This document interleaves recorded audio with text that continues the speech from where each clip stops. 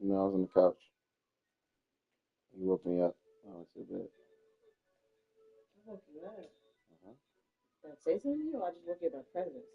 No, you came and leaned on the couch and you said, "Baby, come to bed." I said, "Okay." I be on fucking autopilot.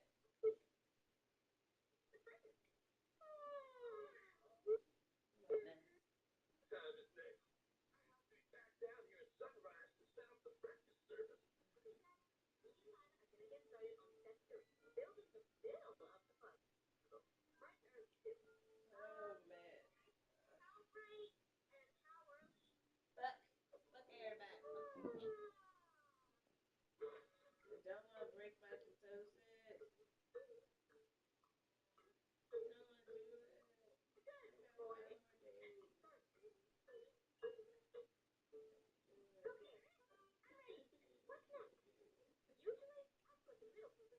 days. Munch on the pepperonis.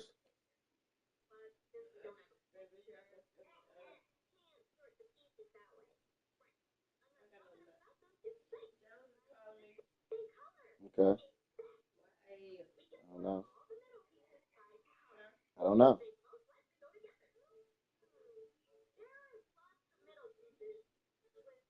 He called me yesterday. I had to fry him. He called me yesterday. I had to fry his ass. He called me and asked me if I was still hauling.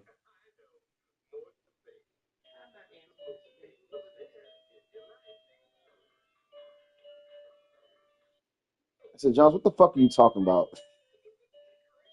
Are you still hauling? So, because you're doing the HVAC stuff. Oh, so that makes sense to you now? I told you that's a ridiculous question, bro. So you think I quit hauling? Like I wouldn't do both. Like fuck doing both. I'm just gonna just like. Someone doesn't think that you have those standards, then it's an understandable question. Jones said, "Oh, well, I thought you might have retired." Okay, he's making it worse. I'm trying to save him. I said, "Retire." Now I understand putting it on hold, but not retired. I said, well, either way, like I didn't sell my truck. Right? I can still help you. What are you calling Like me I can for? still haul some. Like I still haul. Like what? Like I was like, Jones, I was like, yes, Jones, what do you want? I see if he's like, oh, did you sell your truck? You know what I'm saying? But like, regardless if the hauling still exists, like I still have I can still haul. Like yeah, like you need my truck or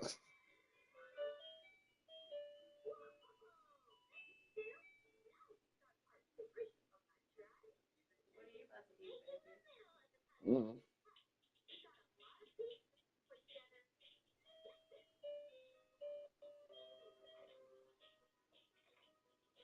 I do not know. I need to go grocery shopping.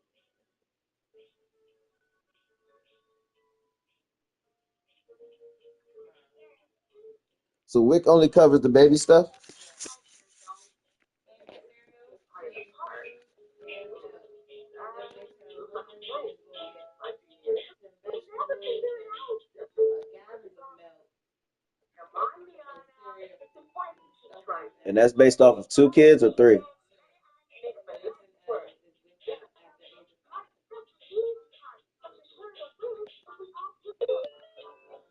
Yeah, so I can buy baby food now.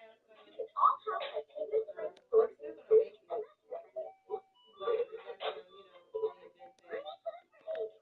going somewhere, so I don't know. Just got some. Mm-hmm. I wanted to try chicken, so I'm definitely gonna get some baby food, some chicken eggs.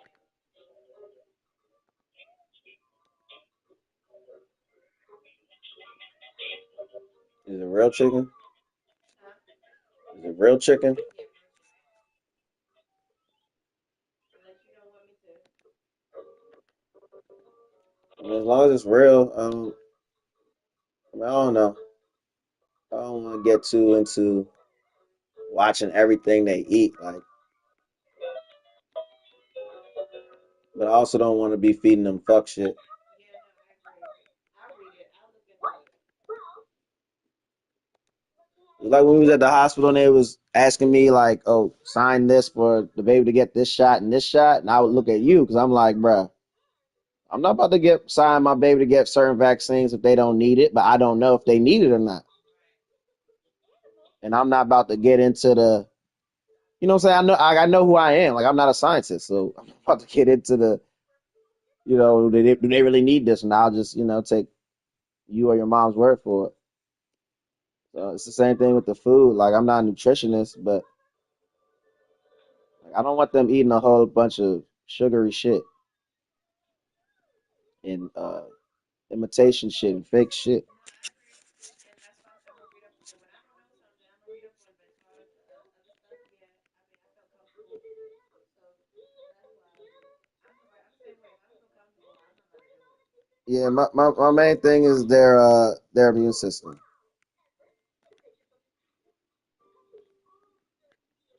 And that's just my main thing. So that whatever comes, whether it's COVID or something else, they can fight that shit.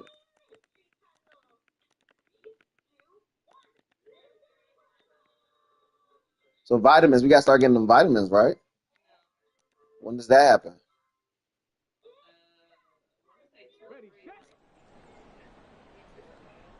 Pediatrician sometimes will say, don't give them don't give them something that they don't need. Okay. It's too hard. Those other people don't put. Like don't. It don't. It ain't working.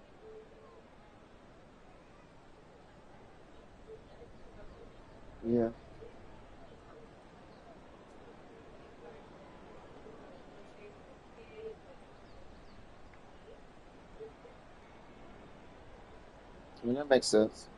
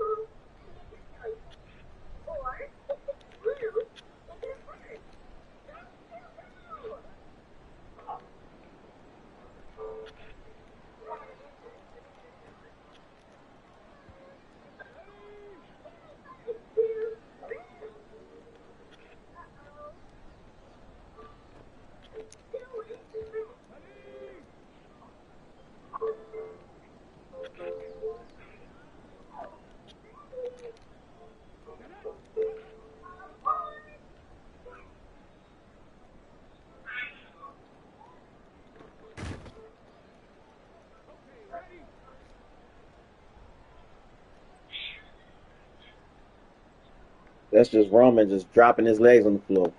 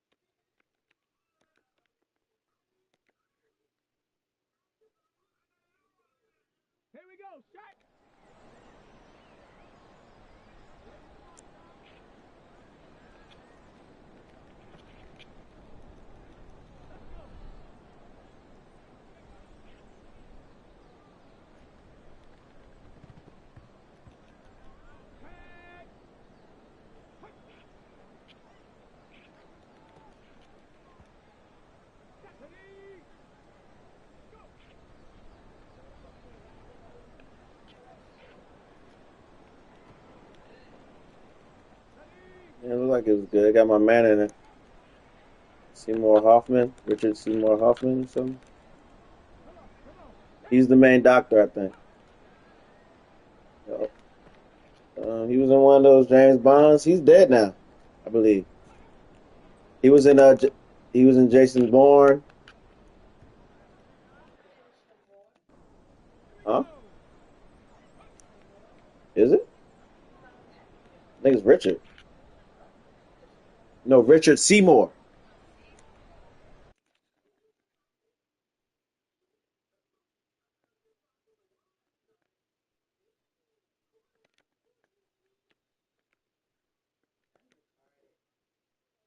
Why? Why are you gay? Baby, Huh? you said Seymour Hoffman? That's not him? Maybe I should type in Richard Seymour Hoffman. Yeah. No, when I type in Seymour Hoffman, the actor came up and he is dead, but it's not him. Yeah,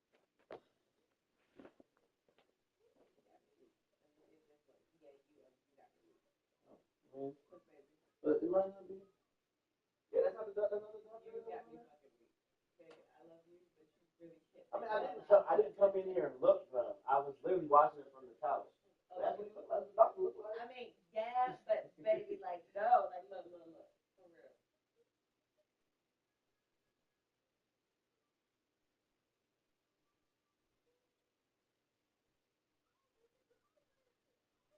You saw his face?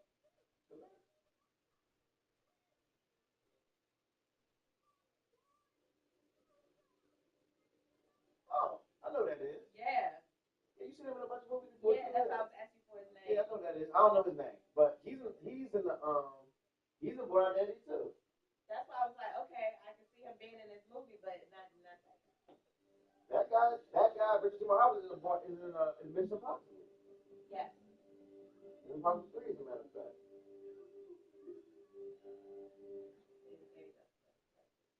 Oh, it's Philip Seymour Hoffman. I said Richard Seymour. It's Philip Seymour.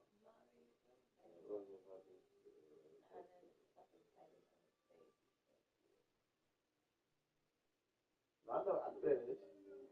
I'm trying to get like his name. It's Brian Cox.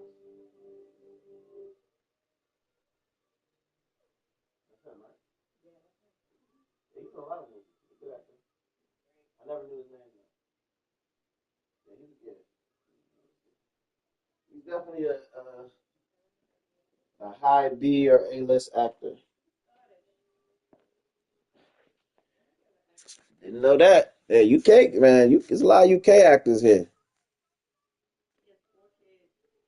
That's it. I mean grandkids.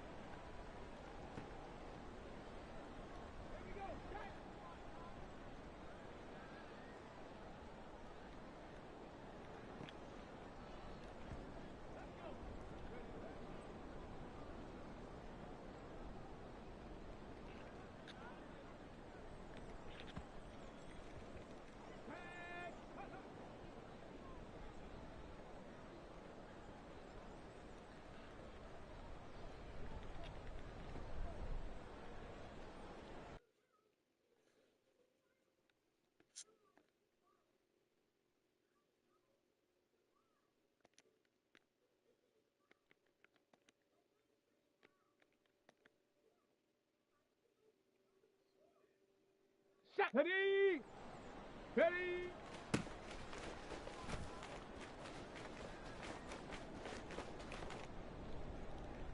Come on, set, go.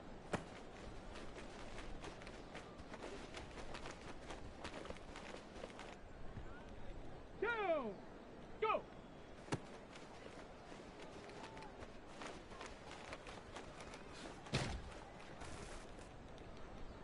Here we go. Hup.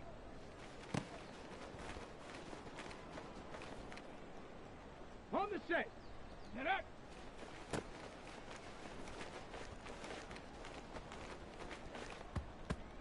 Let's go now. Ready.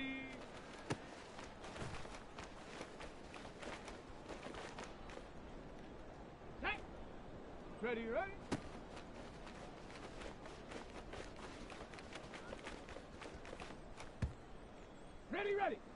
Hut.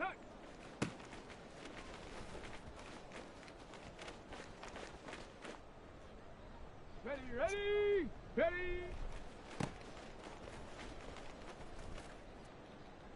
Ready. Set, go.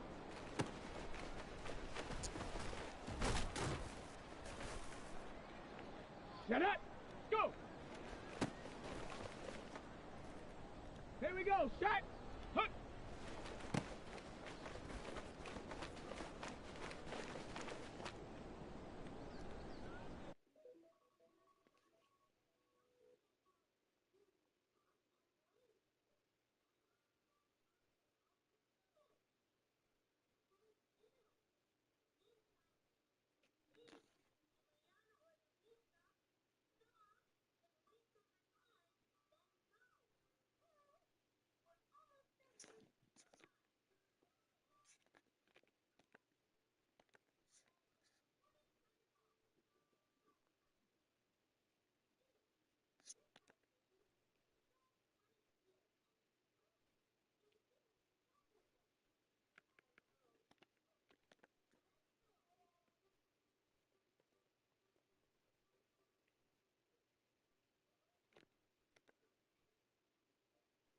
You would like Mind Hunter. Mm-hmm. It's a There probably is a show called Mind Hunters, I think. But no, I'm talking about the movie. It's got LL Cool J in it. Hold on.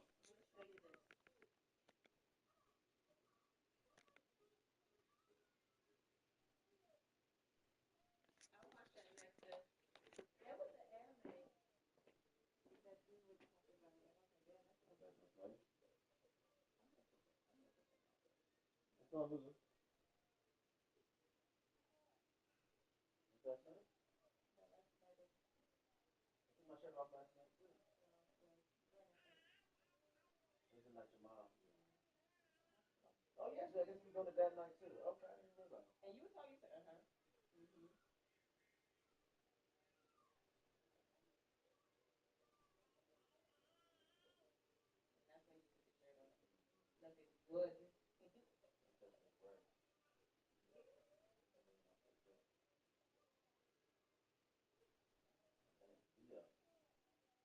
He was a completely different person. He was slow as shit. He's about to be a personal trainer. I know be careful. A lot of ass. He said now he's doing it for the church. He's doing like the health ministry. He's like him and Shamika are leading the health ministry.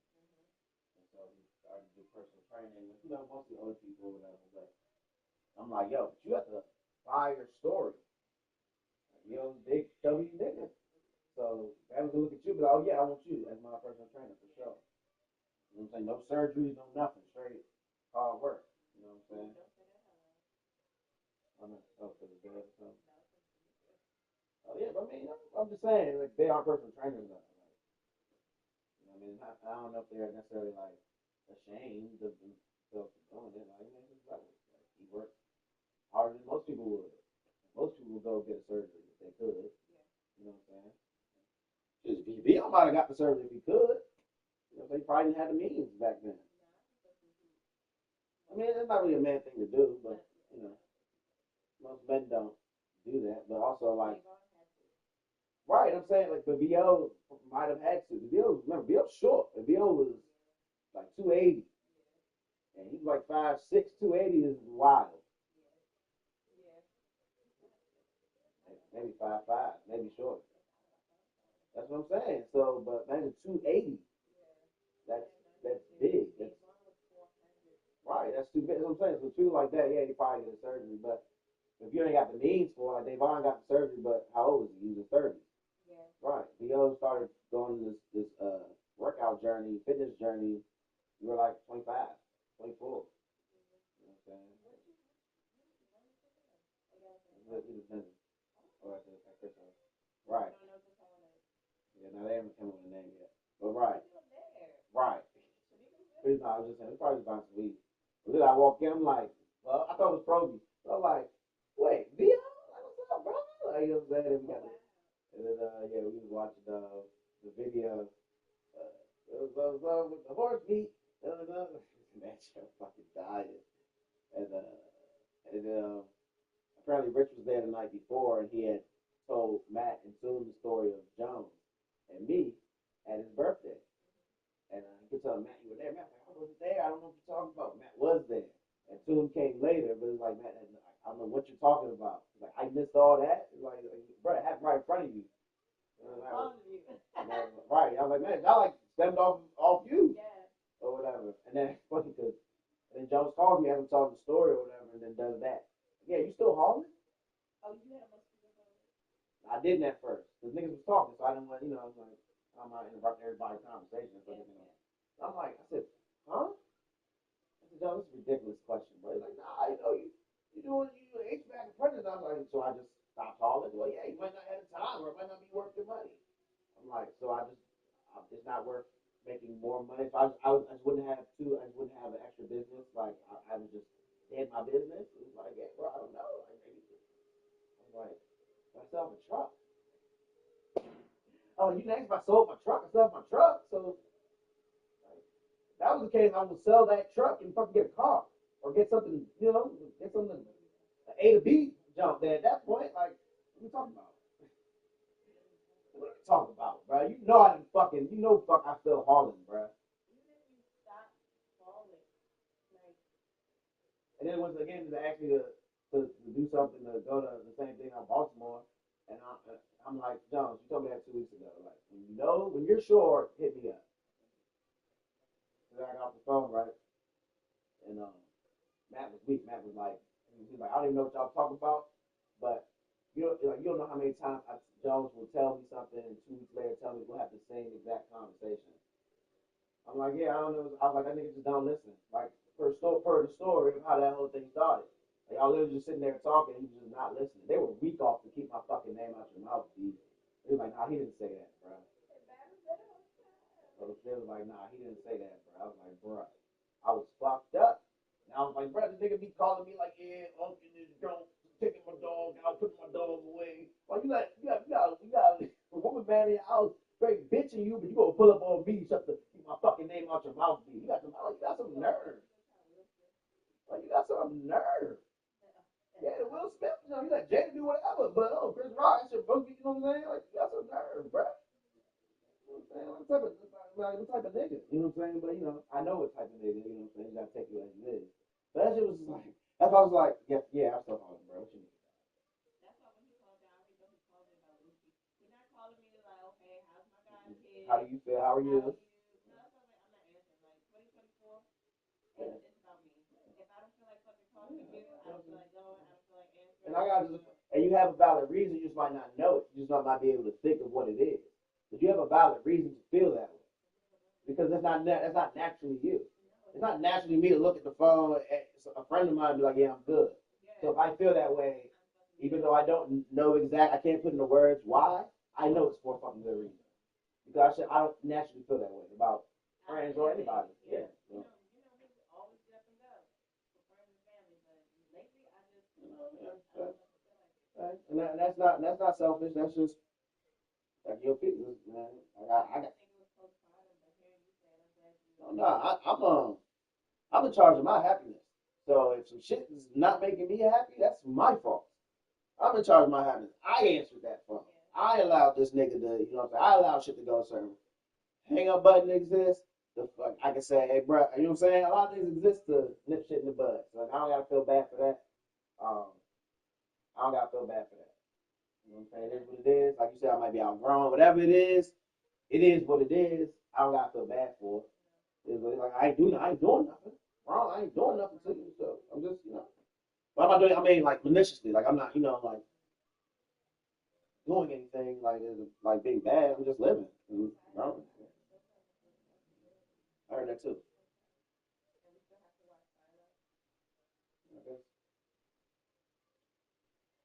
I guess. Whatever. Yeah. I heard Shogun was good too. You laying down?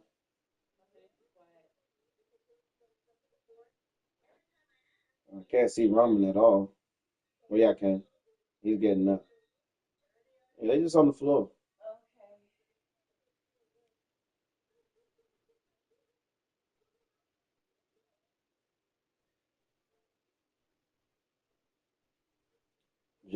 Jones texts the group chat. Can y'all ask your wife the best location for comforters?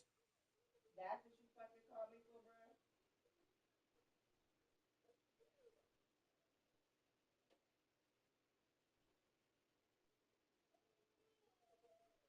I'm gonna just keep his name on my mouth, B. What's up with you? Hey, this PS5 over here collecting dust and I'm lonely.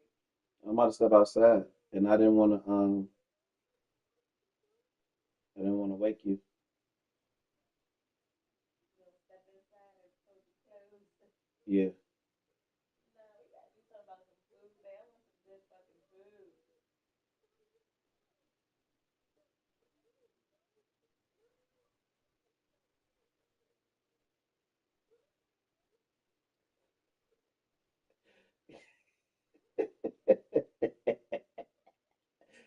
I just laughed him out. I can't even. I can't. I don't even know. You responded? Responded with two laughing face emojis, and I liked the message.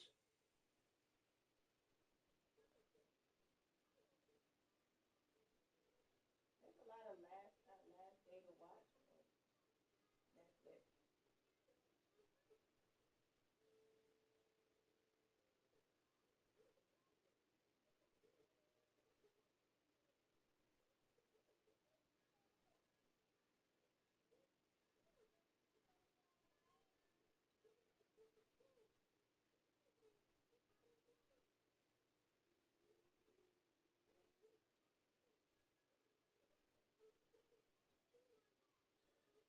Corey and them in Africa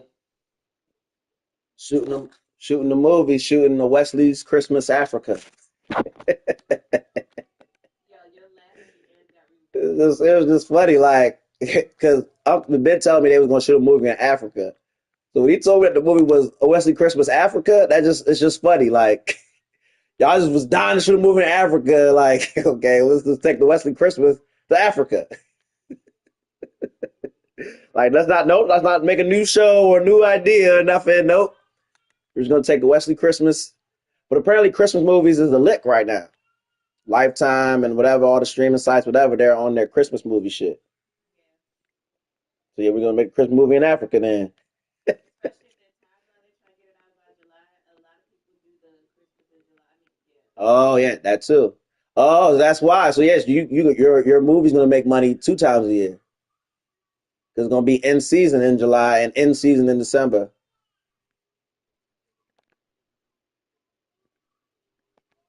But yeah, Unc said he going in November with his jump. So his jump's coming out here soon, and he wants me to meet her. I was like, oh yeah, we could do like a little double date jump. But yeah, Unc's got Unc's got a girlfriend in California. And they met on a dating site. They've been talking, and he really likes her. Like he been told me he really liked her, but like they still talking. They still going strong and talking about yeah, she gonna move out here, and they gonna have to find a spot and all this other stuff. So, but she's supposed to visit first or whatever. And I talked to her on the phone. She seemed cool. It was brief, but she seemed cool. We was able made some jokes about my uncle. She was laughing. She seemed like down to earth and shit. Her name Keisha. Her name Keisha.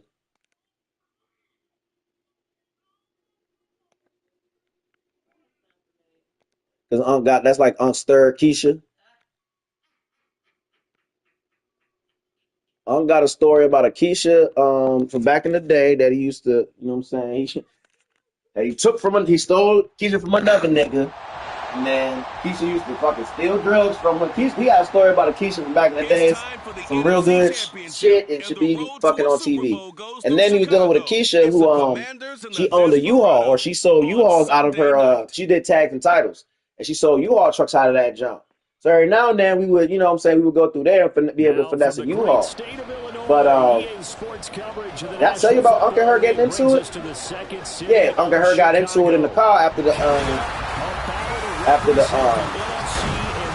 release party, the watch party or whatever. So that was the end of that Keisha. But now he's dating another Keisha. So yeah, it's on third Keisha.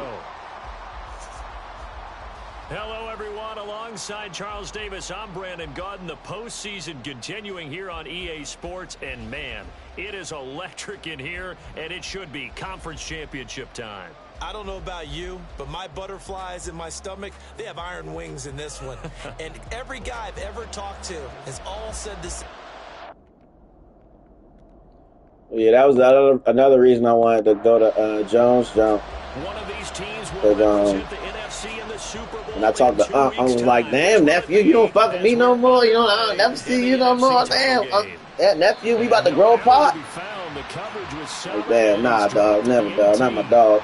So out comes the Washington offense onto the field. And they will be led out by their second-year quarterback.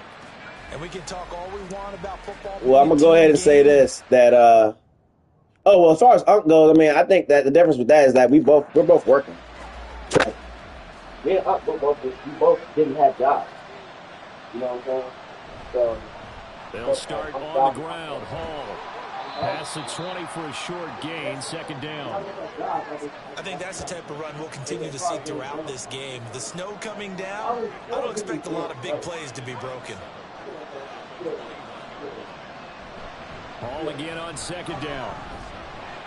And only a couple there up to about the 23-yard line. Typically, we think it's the strong safeties that are better tacklers, especially closer to the line of scrimmage amidst traffic.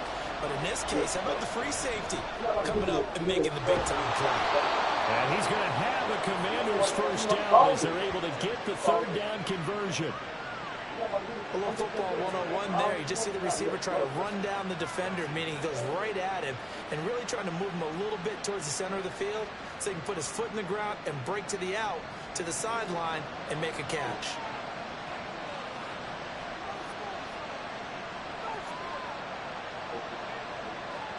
First and 10. Here's Levis. Over the middle and complete to Wilson. So just 3 yards on the completion there. And it's second down.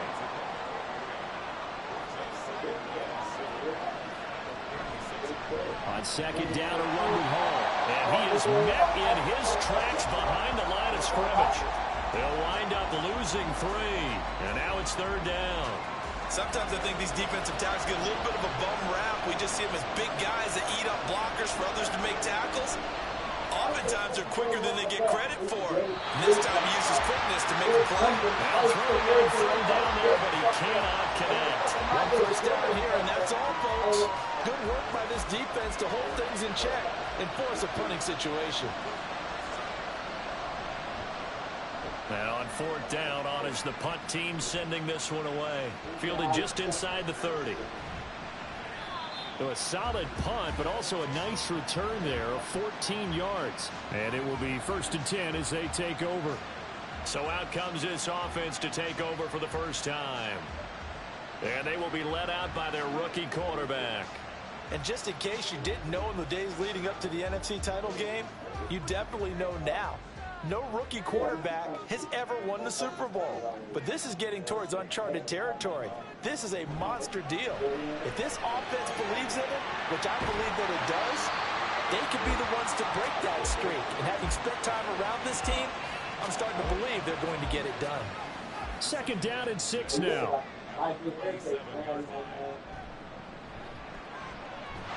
And he carries this one past the midfield stripe and into Commander territory. 3rd and 2. On any running play that's called, they're always hoping that it's going to break big and go the distance. But when you get a nice gain like that, you're able to do so many things anyway. You can come back and run essentially the same play again, continue to move the ball on the ground, or you can decide to throw the ball now because usually you have the defense back on its heels. I apologize in advance, partner, but the beefeaters on the interior of this D-line, you just know they were licking their chops on 3rd and short. And yes, they were rewarded with a tasty dish, stuffing that one short of a 1st down. On 4th down, the punt team is on as this is sent away. And no return possible here as they angle this one out of bounds. The Commander's going to retake the field for drive number 2. The crowd may be losing just a little bit of the edge after back-to-back punts. They want some big plays. They want to see some offense. They want to see somebody break away, whether it's through the air or on the ground. Now it'll be interesting to see where the patience is on both sides. Each head coach, can you hang in there and not try and force something that could put your team in some jeopardy? Back to the air on 2nd down. Levis. Oh, you saw that one coming. It's intercepted. Throwing back across his body. It's Nakobe Dean with the pick. And he'll bring it back to the 9-yard line. They had him back deep, got the interception, and now they start inside the 10. Partner, forget starting inside the red zone. They're inside the green zone. From the 10-yard line in, a lot of teams call it that because that's the money zone. Get it into the end zone and make your cash. Chicago works their way back onto the field here for their 2nd drive of the game. And they start in the best of all positions. 1st and goal. And it's caught. A gain of 7 that time. 2nd and goal. I know sometimes we can get fooled when we watch him make catches, as we just saw him do there, because he really looks like a wide receiver the way he goes about his business. Yeah, 230, 240 range. Yeah, not super huge. Maybe not counted on to be that inline point-of-attack blocker that we used to have in the good old days, but you can flex him out. You can run wide receiver routes with him. You can make him a primary target, and that's how he'll shred a defense. And not going to be able to push this forward. He runs into a wall right at the line of scrimmage. They were ahead of schedule after the gain of 7 on 1st down, but the defense does not budge on 2nd and 3rd. Well, if this defense can hold them to a field goal here, what a win that would be. Not just a win on the possession, but psychologically take over the ball game. But this started with 1st and goal, so they were... Got his man, and it's caught for a Chicago touchdown. 2-yard touchdown grab. And the Desperados have struck first in this NFC title game. Charles, every time that he makes one of these plays, I think the front office, they get a bigger and bigger collective smile because they feel more confident that they have found their guy, their future at quarterback. And they should feel that way. It's obvious he's a big part of why they have such a good record this season. You're right about the bright future as well, and by association, a bright future for the franchise too. And here comes a return from just beyond the goal line. And in hindsight, probably should have taken a knee as he only gets this out to the 16-yard line. Another drive coming up for this Washington offense. They've shown very little offensively to this point. Well, neither team has really. They come up here now 1st down.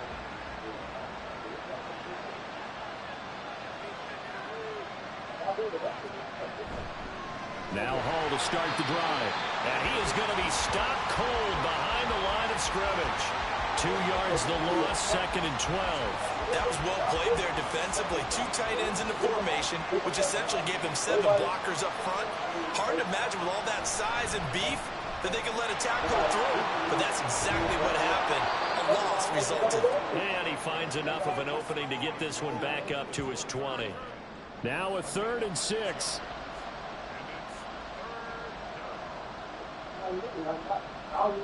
Back to throw, it's Levis. He's got his target. That's complete. And they'll get it all the way up about 5 yards shy of midfield. 25 yards that time. He's such a good route runner. Shows it there on third down. Very proficient and a good pass. And you know what I've observed over the years in the NFL? The better a route runner you are, the more confidence your guy's going to have in you to go to you in important times because he can trust you being in the right spot, and they connected there and picked up a first down. Levis to throw on 1st and 10 here. This short pass into the hands of Njoku.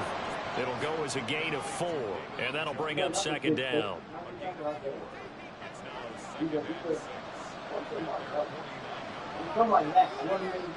Levis sets up to throw here. Looking left side, and he's got a man. That's more. Give him a gain of 5 on the completion, and they'll be faced with a 3rd and inches.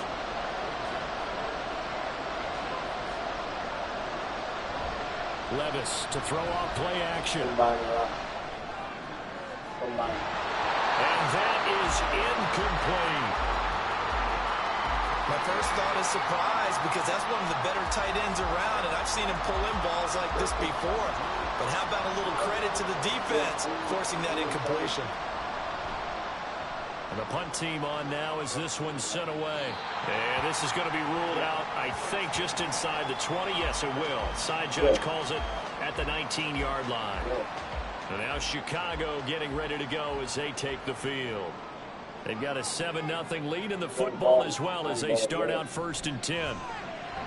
There's a throw out line complete to his running back right side. And he's going to be taken down right at the line. Here's 2nd and 10.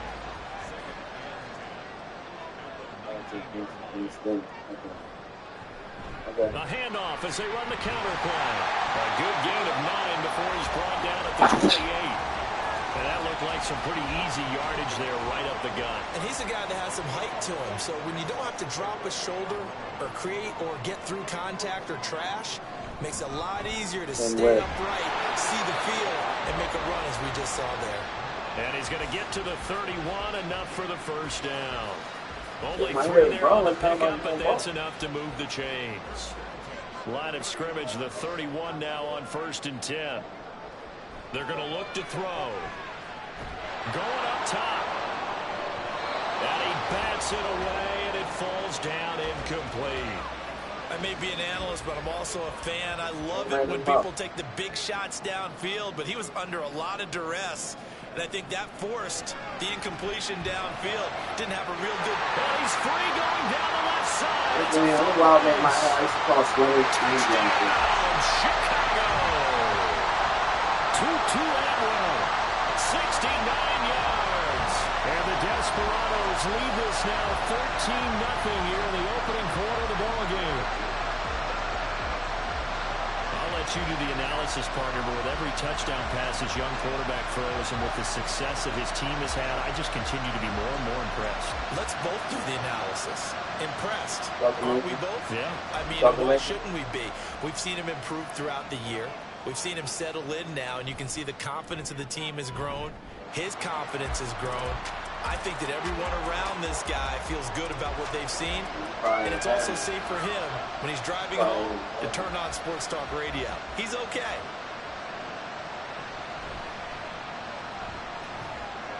And not much happening on the return as he'll get this to about the 23. Here comes the Commanders' offense back onto the field. They'll need to come from behind if they want to play in 2 weeks as they trail early in this NFC Championship game. On 1st and 10, it's Hall. And a short pickup to about the 25. Oh, that's a real nice job there by the defensive front. They just engaged and held their ground. But how about the guy who made the play? We often talk about whether they take a good first step or not. Many times you just don't take any step. Just get your feet moving, get your body going, and then once he made the read, he was able to make the play. Now, meanwhile, here's a 2nd down throw that's knocked away and incomplete.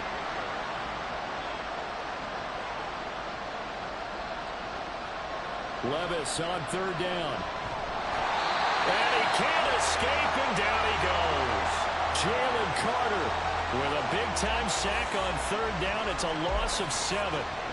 On fourth down, Drew Chrisman on to punt.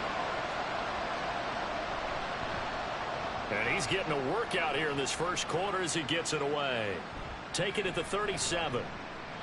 A pretty good punt, but a nice 13-yard return. And this offense will take over right at the midfield stripe with a 1st and 10. Another drive coming up for this Chicago offense. They've got things going their way early. 14-0 lead and the football. 1st and 10. Off the play fake, he'll look to throw. He's going to hit his man out of the backfield. Complete. Call it a gain of a yard, and that'll make it 2nd down.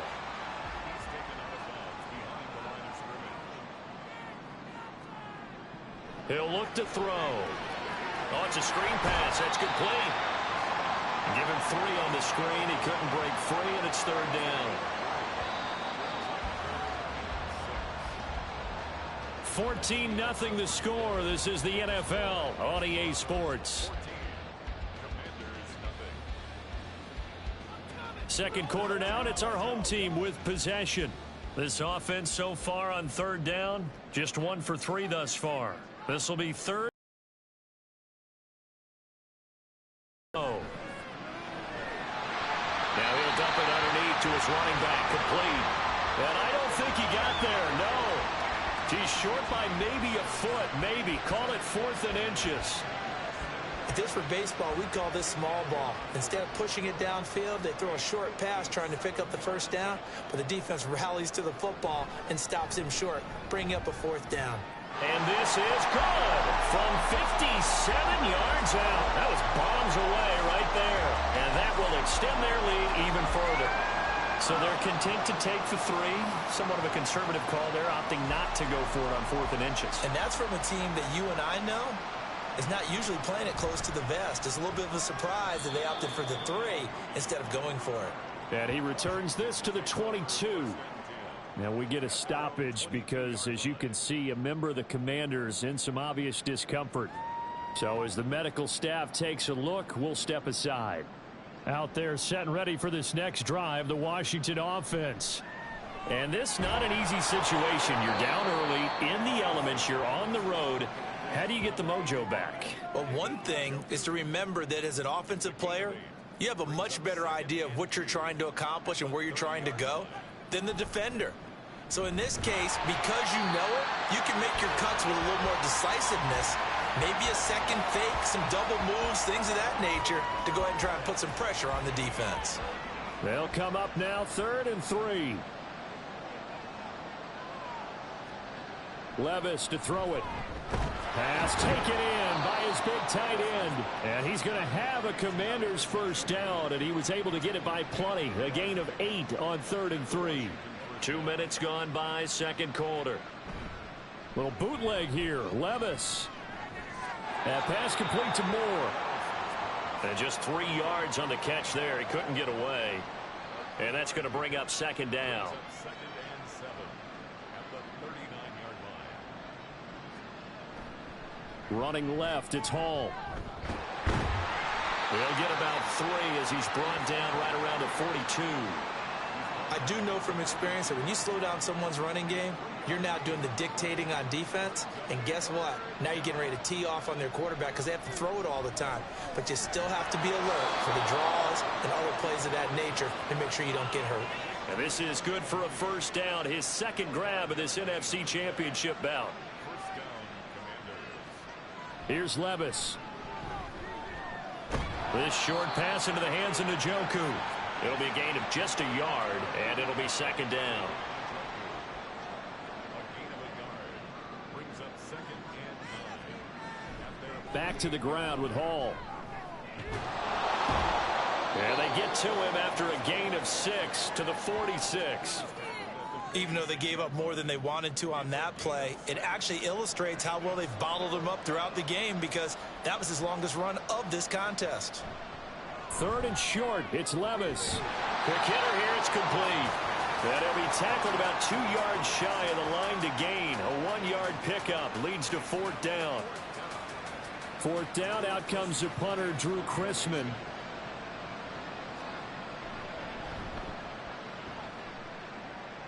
And the punt over the side in the air, and the spot will be inside the 35. Here's the Chicago offense coming back out onto the field. And thus far, the weather has not slowed this offense down one bit. They've looked good so far in the first half. They certainly have. And think back to our meeting with the head coach. And we asked him, because we saw the forecast for this game, didn't we? We said, hey, have you prepared for this? And he talked about the different drills that they've done in adverse conditions, the wet ball drills, things of that nature. He said, I don't think it's going to slow us down much. We tend to handle it pretty well, and he's been right. Back to the ground. This time Cook fights through him. And he'll push forward for a couple to the 34. I know that speed is the hallmark of today's NFL game, but the key to good rushing defense is still having your linebackers set the edge. On third down, he'll drop to throw. He'll find a man over the middle, Tutu Atwell. And he's going to be taken down at the 39, clearly short of the first by a few yards. So 5 yards here, 5 on the play. And that's going to bring up a fourth down. So they're forced to punt on fourth as this one's away. Fair catch called for right around the 11-yard line. So a change of possession here on the punt. And the Commanders will take over, but backed up deep in their own territory. They'll run it here. This is their fullback getting the carry. And he'll go down after losing yardage at the 10. He'll lose a yard there, and it's 2nd and 11. After a play like that, there should be congratulations all the way around, I think, because if you can stop a big fullback like that, that's not easily done. Yeah, he does not go down easily. You're right, but he did there. 2nd down. Here's Levis. He'll fire deep, looking for more. And he knocks the ball away, and it falls incomplete. They've had multiple opportunities on offense and still haven't scored any points. Felt like they wanted to loosen things up, throw it downfield, and see if maybe they could get a big play and a quick strike. Looking deep here for Mooney. And it's knocked away and incomplete. The passing game not in sync here early. And now it's 4th down. Washington going to send out their punter as he's on for the 5th time here today. And he'll get this away into the icy winter air. And the return man will shuffle through the white stuff, secure the fair catch with both hands. It'll be a 39-yard punt, no return. And they will take over 1st and 10.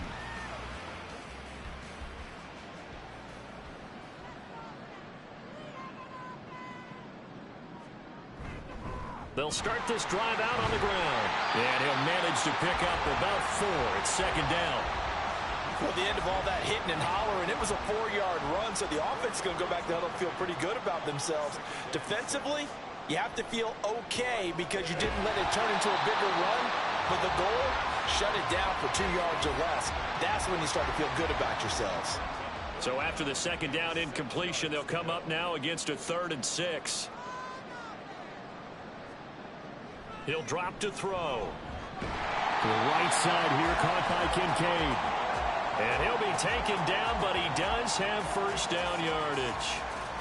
It'll be a gain of 6 that time as it moves the chains as well.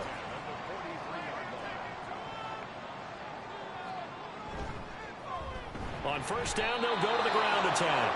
Yikes, a 4-yard loss really sets him back now for 2nd down. The running lanes have definitely not been there for him here in the first half, and I don't think it's all been his fault. His offensive line hasn't given him much space. A loss results there. And they'll keep leaning on the running game back to the ground. And he still has yet to get on track in this first half as they're going to stop him behind the line. So now facing a 3rd and 16 following back-to-back running plays that went in the wrong direction. He'll dump it underneath to his running back, complete. And he can only manage to take the football to the 40, and that is well shy of the 1st down marker. Here's Jake Elliott. Career long, by the way, for him, 61 yards. They'll 47, so call it a 57-yard attempt. And this is good. Yards out. That was bombs away right there. And that will extend their lead even further. This taken in at the goal line. And he will make it back to the 15, and that's it. Good coverage there by the kick team. Now we get another look at Washington on offense. They trail early on the road in the playoffs. Not a great combination as they've got it 1st and 10. Open man is Tucker. The result, only 4 yards there on the play. And it's 2nd down. They're going to need to get up and set in a hurry. A 2nd down throw from Levis. On the throw, led him too much that time. It's incomplete. Well, this defense is certainly organized and playing off of each other because the rush is providing pressure and the coverage is forcing incompletions and capitalizing on mistakes. When you get every level on defense hitting it once, you get first-half scores just like this one. Now the defense going to use the first of their timeouts as they'll head to the sideline and talk over what to do next. Another drive coming up for this Chicago offense. They've had a very solid first half, and as we near the end of that first half, they're just looking for a little more on top of their lead right now. And when you put together a game plan on offense, you put together what you think is going to be the best possible scenario, right? Hey, we're going to score. These are the plays that are going to do it. But you also put together your counters, meaning after they make adjustments to what you're doing, what do we have to go to next? The adjustment to the adjustment? Exactly. So I can't wait to see if we come out of the half, how they're going to go about doing things. Do you just keep running what you ran before, or do you go to your counters expecting those adjustments to happen? Before that, we'll see the end here of this first half. Now yet another incompletion here as they fail to connect on 3rd. That might be the 3rd down stop that they needed because they've had a lot of trouble slowing down this offense in the first half. This might be their opportunity to get off the field. He's been a busy man here in this first half as he gets it away.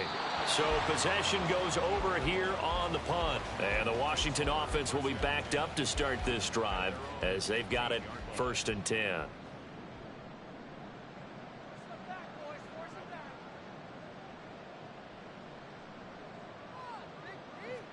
On 1st down, Levis. Wilson's got it complete. Washington now going to use the first of their 3 timeouts as the stoppage will come with a little under a minute to go in this first half. 2nd and 6.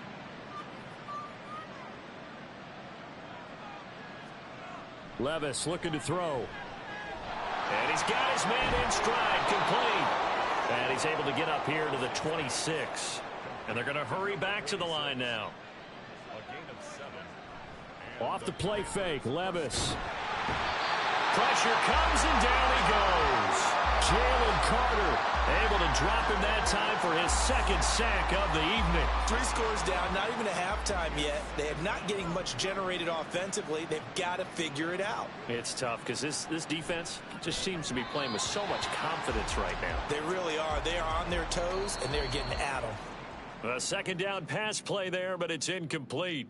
So we've reached halftime here in the NFC Championship as we send you down to Orlando where Jonathan Coachman has our EA Sports halftime report. But first, Coach, let's look back to the AFC Championship game held earlier today. And it's the Buffalo Bills who are heading to the Super Bowl as they await the winner of this NFC Championship game.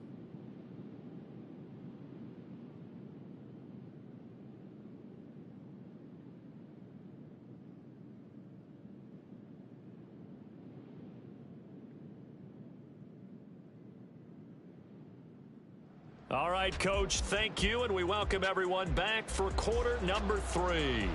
The Hallis Trophy still hangs in the balance as the second half now underway in the NFC Championship game. And he'll be brought down right on the chalk of the 20. This offense ready to go to begin this 3rd quarter. And I think here with the lead, CD, they have to resist that temptation of kind of looking ahead. Would you agree? Absolutely, I would agree, because they know the stakes. They know the winner of this game goes to the Super Bowl. And this one, it's far from over. They were the better team in the first half, but they do know that they're facing their toughest opponent of the year.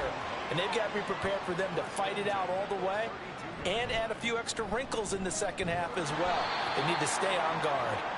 And he went backwards. He'll be down at the 30. 2 yards the loss, 2nd and 12. And plays like that are exactly what this defense needs here early in the second half to give it a little spark. I think their halftime adjustment, what they talked about, maybe it was just a little inspirational speech. Who knows? It looks like they're ready to go. And he'll be taken down, but not before they work it across midfield. 22 yards there, a first down. A nice throw there. And this is a quarterback, you remember, looking to do what no other rookie has done, and that's lead his team into the Super Bowl. And now you've made me go back down memory lane a little bit because we have had a few guys come close. Think about Patrick Mahomes in 2018. Second year in the league, but his first as a full-time starter. I go back to 2000 with the Vikings and Dante Culpepper. Also his first year as a starter. But this would be something I think would be very noteworthy. Here's 2nd and 8. And he will find his man on the outside. Yeah, he will go out right near the 35-yard line. So 1st and 10, and if they score on this drive, might have to start digging in our second half blowout material. Throwing there, but this pass is going to wind up incomplete. Well, he'll definitely say that that's one he should have held on to. But when you're playing in elements like this, sometimes those bullet passes, those ones with a little bit of pace on them, they can be difficult to hold on to. And 2nd and 10, he'll look to throw again. And this time he's got the hook up. It's complete. And this is good for a first down. His second grab in this NFC Championship bout. They'll stick with the passing game as he looks to throw. That's going to be complete on the sideline, but, you know, that throw left him no room to run, and the good footwork nearly all for naught. Now 2nd and 5. 17-yard line. A gain of 5 brings up 2nd and... One back in the backfield, he'll get the carry. And he'll get about 3 as he's taken down at the 14-yard line.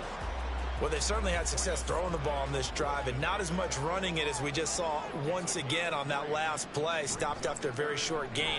But I wouldn't abandon the run totally, because otherwise, pass rush will just tee off on your quarterback. It makes it very, very difficult for him in that situation. The gain of 5 that time gives him the conversion and makes it 1st and goal.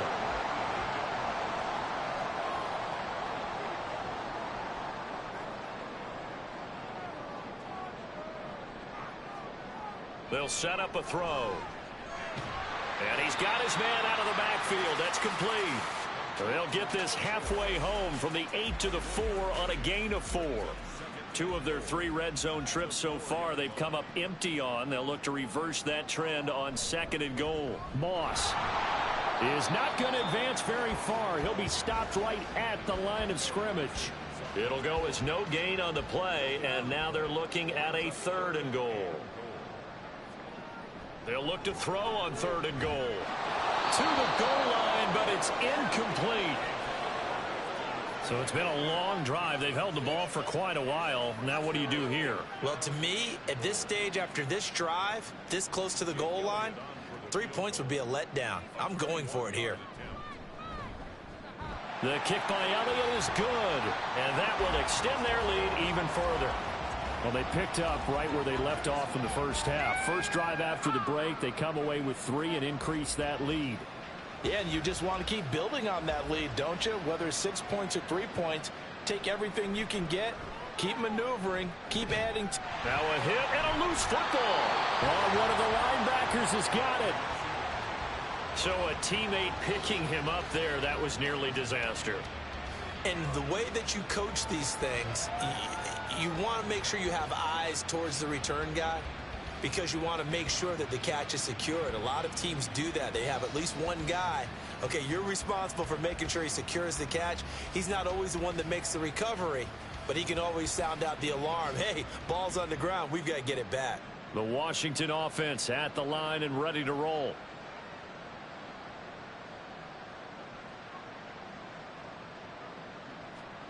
First and 10. Here's Levis. Got a man, and he hits him in stride. And he's going to be down at the 35. Gain of 7. From the 35, here's 2nd down and 3. Levis back to throw. This short pass into the hands of Njoku. His 5th catch tonight, and it's good for a first down. That was a route run not just with dexterity, but with intelligence. found the hole in the zone, made sure the quarterback saw him, and was able to make the sure catch and flip the down marker back to 1. And he'll lose yardage here, back at the 41. A loss of a full 3 yards, and now it's 2nd down. I see a shake of the head as he gets up, and you've got to imagine he's thinking, guys, you got to help me out. He's hoping his team can read his thoughts because he definitely needs some assistance. And again, they'll go right back to their fullback. And the play goes nowhere, losing yardage back near the 40 at the 39. This will be a loss of 3, and now a much tougher 3rd down looming. A tall task ahead of him here, needing a full 15 yards to move the chains. Levis in trouble, down he goes. Jordan Davis, he's the culprit, causes a loss of 5, and it brings up 4th down. Washington going to send out their punter as he'll come on to kick this one away.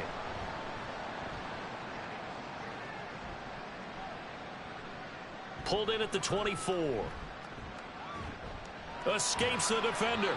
Nearly a huge return, as it is still a very good one. 24 yards. And it will be 1st and 10 as they take over. The Chicago offense set to get started. And last time they were able to churn some clock. They got the field goal, added on to their lead. But that was a drive that was so long, it should have ended in a touchdown. You know that's how they felt. And we'll both be headed to the airport after the game. But we probably should go to the post-game press conference because someone's going to ask the head coach about this drive, and he's going to profess that he was happy to get points, and we know that's not true. Yeah. Okay, after this type of a drive, not getting a touchdown, a huge disappointment. And he goes down, but not before getting this inside the 25. A 1st down there on a pickup of 25. I'll tell you what, a lot of those mid-range throws have been available because sometimes teams get too concerned about the deep ball and they leave too much space in front of them, and these guys have been taking advantage so far.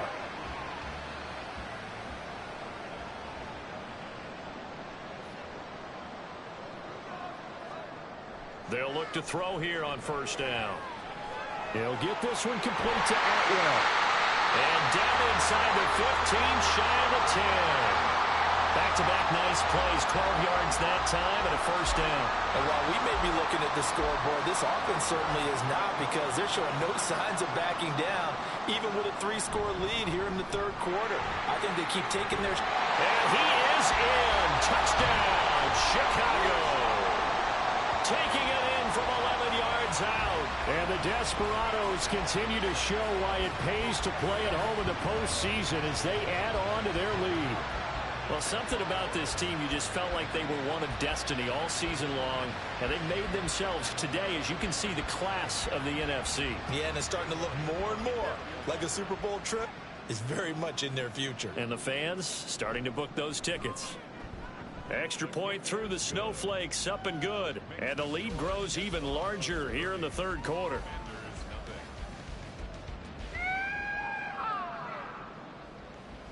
Set now to kick this one away, and off it goes. This fielded right at the goal line. And able to get this out to the 25. The Washington offense set to take over. Well, we haven't exactly been treated to a nail-biter in this one, CD, and if they cannot score here, this one's pretty much all but over. Are you saying that you feel like people are out of here maybe beating the traffic in order to get home or to their final destination? Yeah, I don't think there's a whole lot of reason to hang around, especially if they can't score here. Yeah, you're right about that because it has been pretty clear who the better team has been in this one.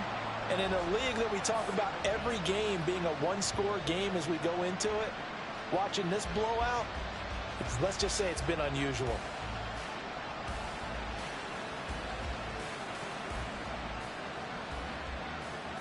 Pass protection has been a problem all night long as they come up facing 2nd and a bundle. Levis sets up to throw here. And incomplete. And this drive was almost over before it began thanks to a great defense. Sack on 1st down, followed by an incompletion. One more good rep, and they get off the field. Now on 3rd and long, they'll look to throw.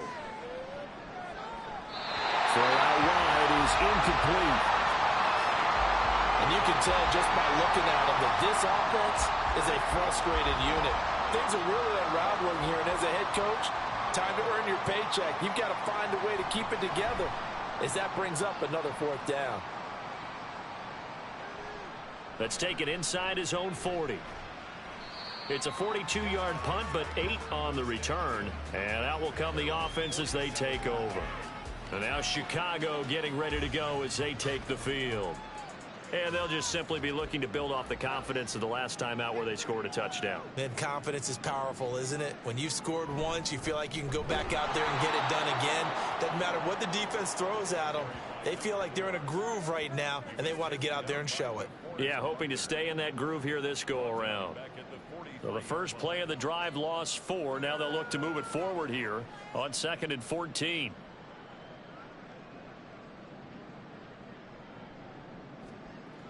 They'll look to throw here. And that almost their first INT of the ball game. Had his sights on it, but he couldn't seal the deal. An incomplete pass on that last play, and that means they'll need to come up with something here on 3rd down. 6 yards in the wrong direction that time. Not only that, but it brings up 4th.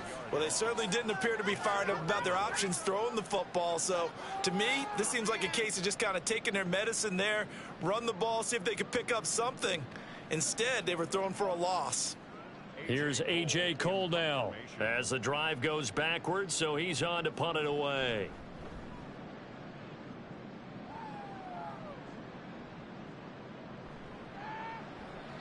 It's a 46-yard punt, 2 on the return. And the Commanders will take over with a 1st and 10. Out there set and ready for this next drive, the Washington offense. But the disparity in this game, it just seems to grow with each possession here, Charles. They are really struggling. They have not put up a single point, and on the other side, the points keep piling up and up and up. So you know the frustration level has to be rising, right? So they've got to find a way to quell that, because otherwise they certainly won't get anything done in this one. Keep diving deeper into the offensive playbook, but bottom line is don't quit competing. 2nd and 7. Back now here on EA Sports. It's the Commanders in possession of the football, but they trail as we start this 4th quarter. And he's going to get this one across the 30-yard line. Line of scrimmage, the 31 now on 1st and 10. Levis. And he's got his man in stride, complete. And able to get this one across the 45 before he's brought down. 17 more yards on that one as they keep the drive rolling. And Levis going back to the air. Now this will be caught by Mooney. And they're able to work this to the 25 before it's all said and done. That'll wind up a gain of 27 on the catch and run.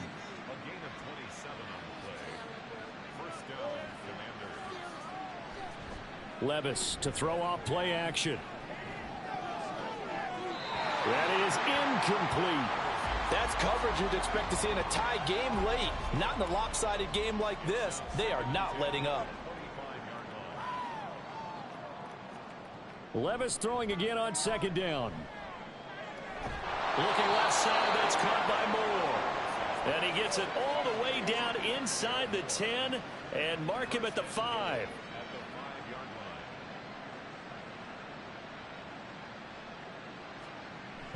Little bootleg here. Levis. And that throw behind his man. He missed him. Incomplete. At this point in the game, they've got to continue to try anything they can. They're still working at it, even though this one feels like a lost cause.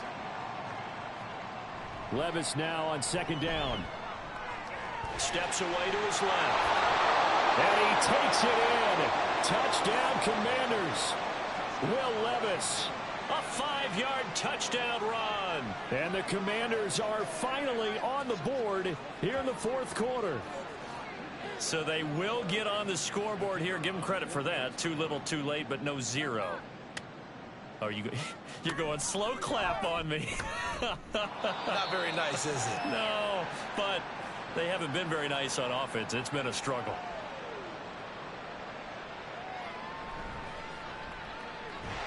And he's up across the 25 and down at the 28. Here's the Chicago offense coming back out onto the field. And you can bet that they are starting to sense it now. That George Halas trophy nearly theirs. Their spot as NFC champions oh so close as they try to finish this one off. And they take him down, losing yardage back at the 27.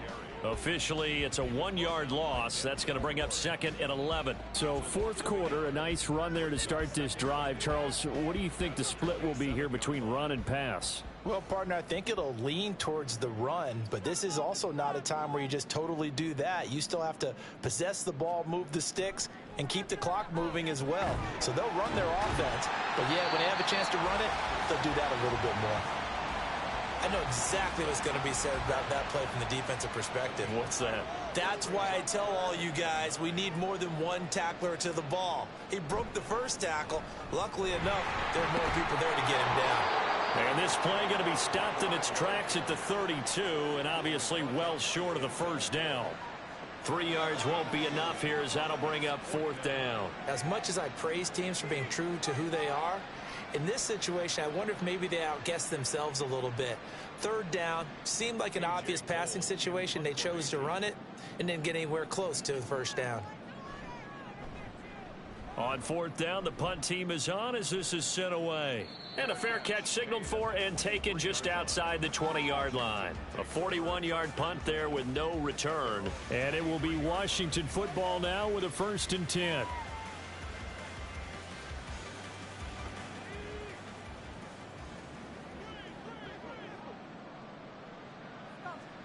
Back to throw, it's Levis. That's complete to Mooney. Evades the tackler and now some space. A big play there on the catch and run. 55 yards. To get back in this ball game, big plays are going to be necessary. And here's one right on cue. Coming up with 3 scores here in the 4th is not going to be an easy task. But that's good work there to bite off a chunk of yards.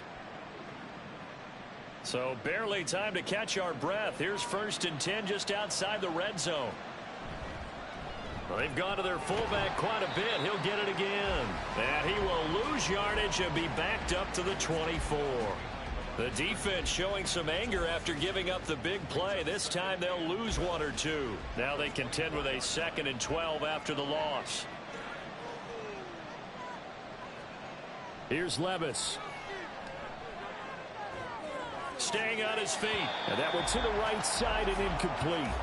Well, the trials and tribulations of being a quarterback in this league, it's tough. It's got to be wearing on him out there. Well, he has been sacked a number of times. He had an interception, so I'm going to give him a skosh of credit for hanging in there and trying to make something happen, despite the amount of pressure he's been under this entire game. Call it no gain there, and it leads to a 4th down.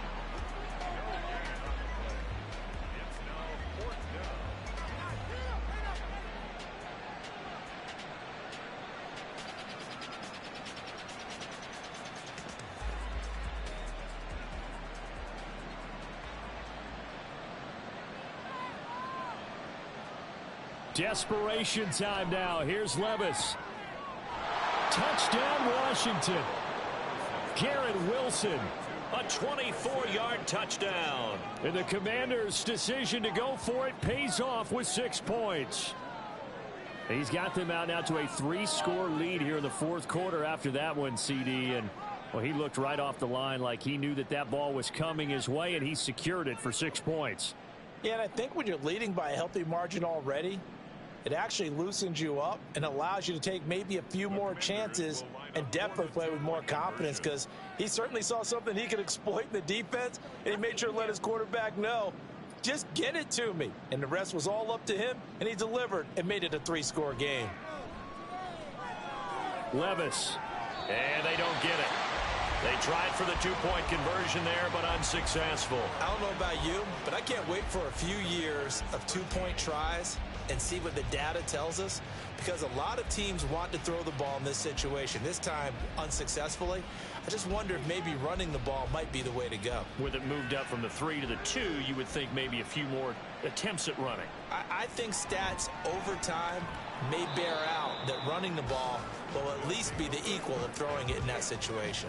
The Chicago offense set to get started. Well, the win for them at this point seems pretty assured. I mean, still a decent amount of time left here in the fourth quarter, Charles, but you got the football. You're up 3 scores. They have to be feeling really good about where they're at. I love your observation skills, partner, because I think you saw them charge onto the field fired up about another chance to get into the end zone. Looks to me like this group is ready to crush any hope left on the opposing sideline, and they want to do it with some gusto, too. Now he'll look to throw here on 2nd and 10. And his throw's going to be incomplete.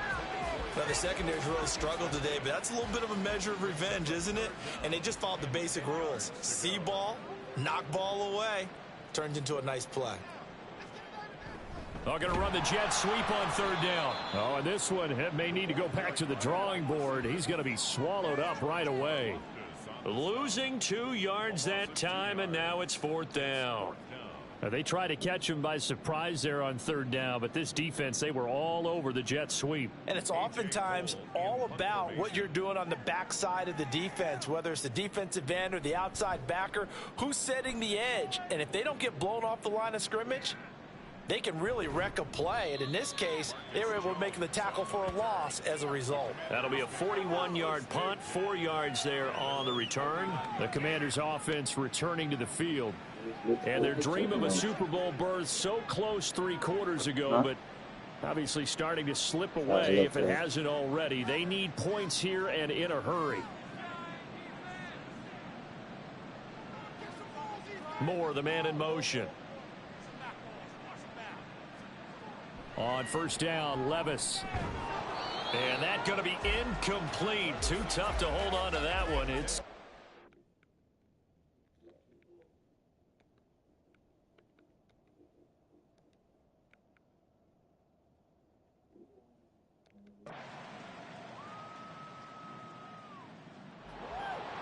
and they get to hoist the Hallis Trophy. Unbelievable victory. Moving on to the Super Bowl. I only hope that these players understand exactly who is behind that trophy. George S. Hallis, one of the creators of this great game of football of ours and creator of the NFL. What an amazing feeling and an amazing accomplishment. And that does it for the conference championship. For Charles Davis, I'm Brandon Gaudin. And for our entire crew,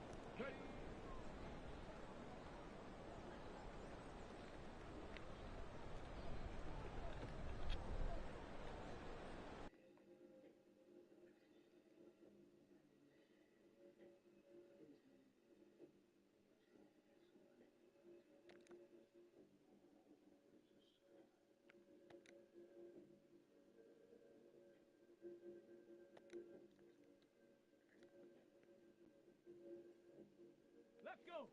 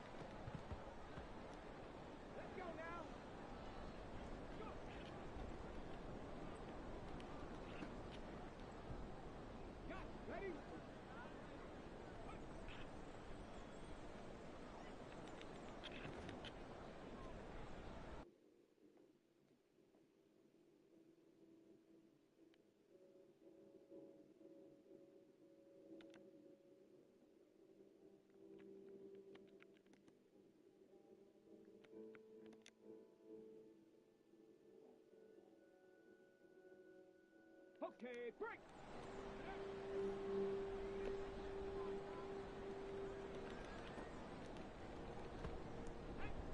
Ready. Ready.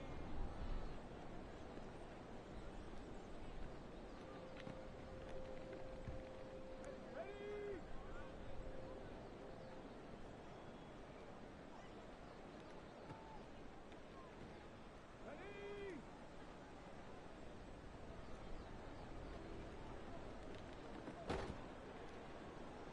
Get it.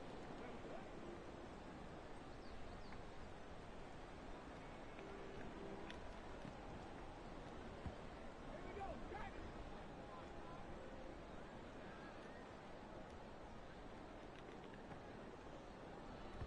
Let's go. Hut, hut.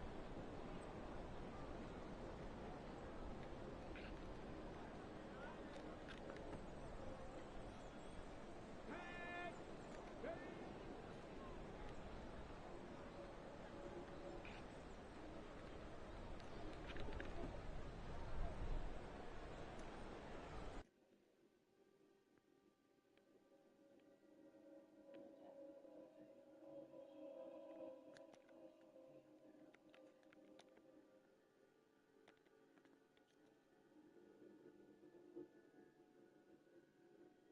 Shot. Ready. Set, go.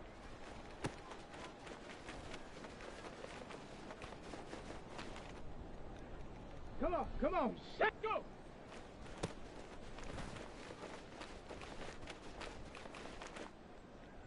Down. Hut.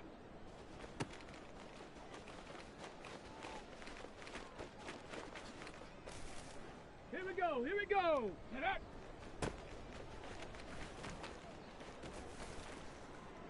Let's go now.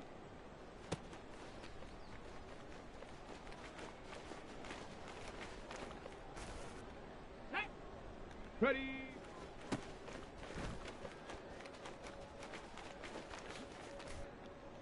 Ready, ready. Ready, ready.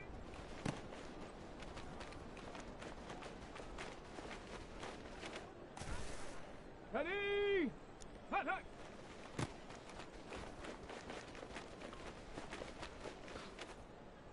Ready, break.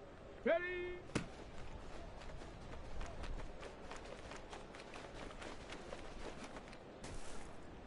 Set it.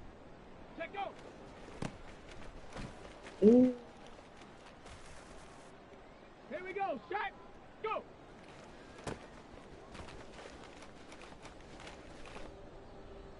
Let's go. Hut.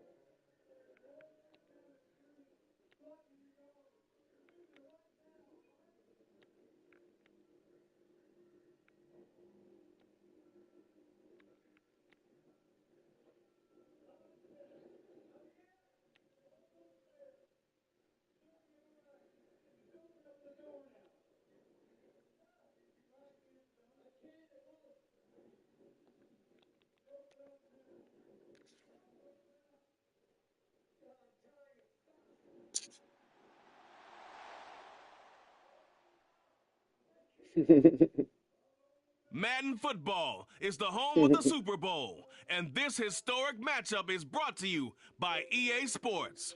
It's the Bills and the Desperados, and it's coming up next. We are pleased, as always, to be bringing you coverage of the National Football League on EA Sports. Tonight, it is all on the line. We play for the Lombardi Trophy, as it'll be the AFC champion Buffalo Bills taking on the NFC champions. Up in the booth with Charles Davis, I'm Brandon Gaudin, and kickoff straight ahead, CD. What's one thing that you're going to have your eye on? I think about what the great coaches of the past always said. The key to any ball game. Can you rush theirs and protect yours? Well, in this case, both of these teams get after the quarterbacks. I'm watching the pass rush.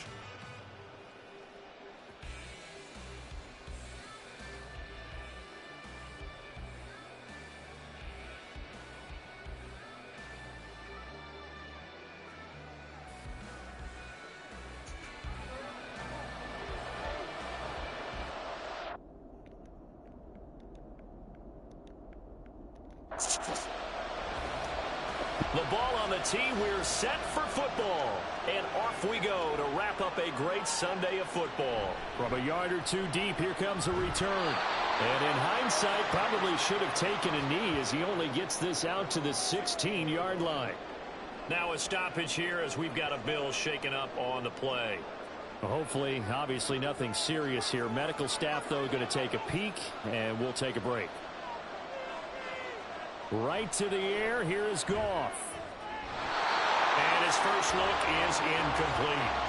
Well, when you're going up against a talented receiver like that, you just know that they're going to bring more people to him, right? They've got to double cover him every chance they get. I think that is what we're going to see all game long. An early taste of that double, maybe even sometimes triple coverage we might see. Yeah, I think what they're counting on, his talent to sometimes beat that double coverage. 5 yards, now it's 3rd and 5.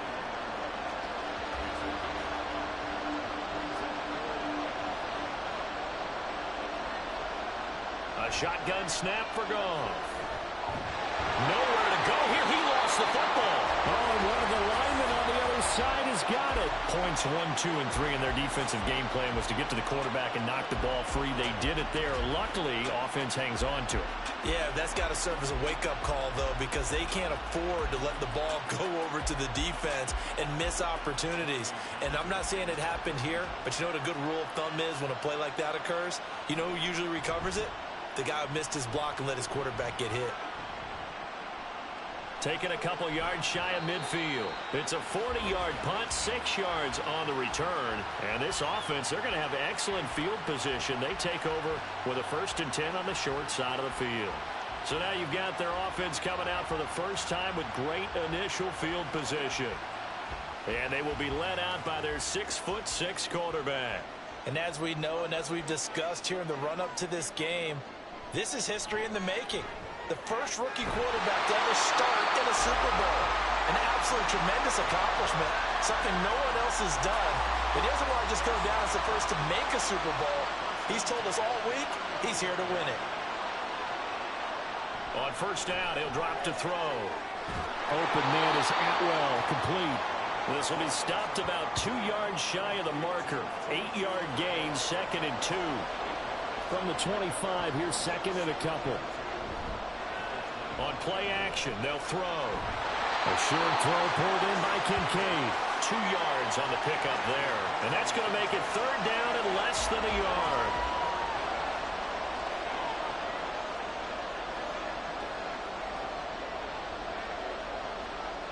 Back to throw again. And that's going to be incomplete. The contact there enough to jar that ball free. And it brings up 4th down.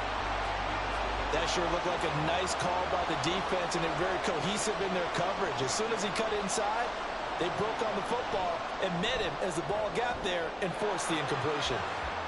So they're able to end that drive with 3 points in this one-possession ball game. And ideally, you want to end every drive with points. Most quarterbacks would tell you, let's end it with a kick, right? A PAT, that's number 1. Field goal you'll take. Punts, you really don't want to do that. In this case, they'll take the field goal and get prepared for the rest of the game. And he'll go down as this drive will start at the 25-yard line. So here come the Bills out for their second drive. They trail early on in this Super Bowl as they come up 1st and 10.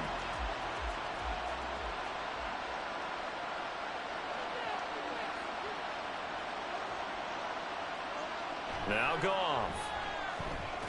There's a short throw. It's caught by Kmet. And he'll get this up past the 25 before he's out of bounds. Here's 2nd and 7 now from the 28.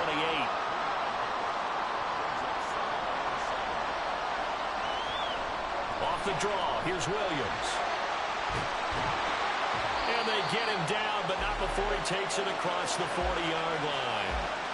14 yards, and the Bills will get a new set of downs. The defense was dialed into the pass. They overlooked the draw play. And how often do we talk about the oldies are still goodies? Because that draw play comes straight from Coach Paul Brown's playbook, going all the way back to the original Cleveland Browns.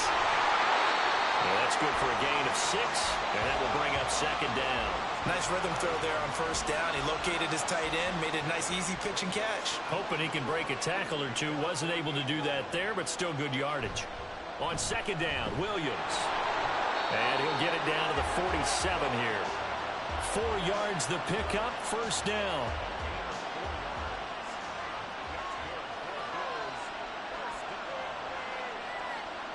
Now Goff. Left side to Lamb. And he's got this down to the 35. He was a 1,000-yard receiver during the regular season, and that's his first catch of this Super Bowl, and he picks up the 1st down. To throw is Goff. And he'll go right back to Lamb. That's good. The completion there for 7 yards, and it'll be 2nd down.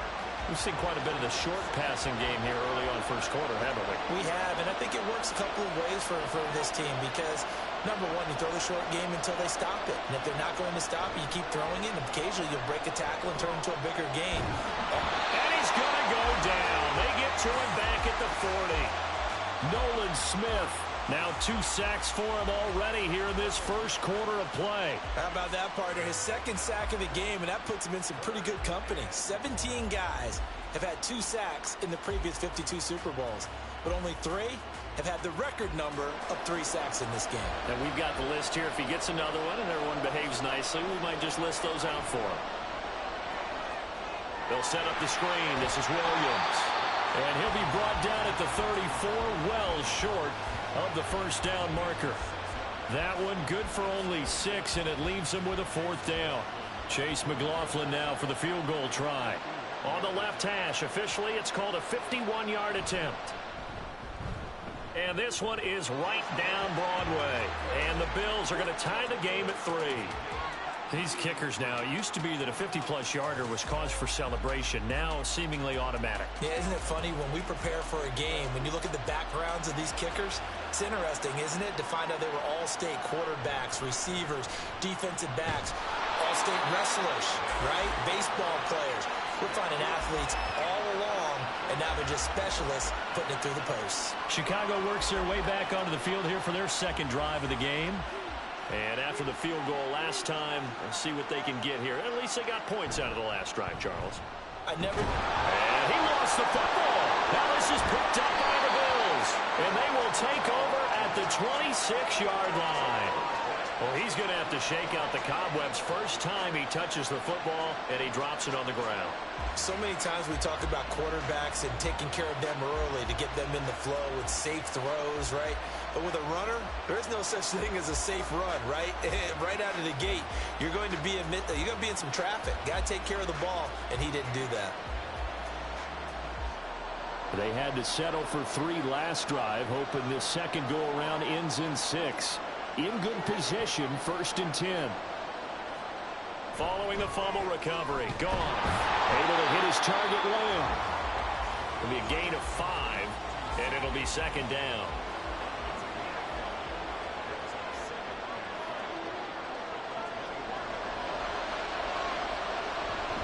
Off play action. Here's Goff. And it'll be intercepted. Keely Ringo picks it off. Well, they were in a great position to take the lead, Charles. Obviously, all they needed was a field goal to do that. They wanted the touchdown. Unfortunately, they're going to get neither. And you know every offense talks about the same thing each week, don't they, Brandon?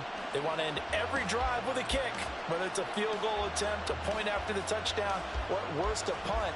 This time they had that opportunity but didn't get it because you know the field shrinks that close to the end zone, and that allows the defense to tighten up their coverage, and they picked that one off.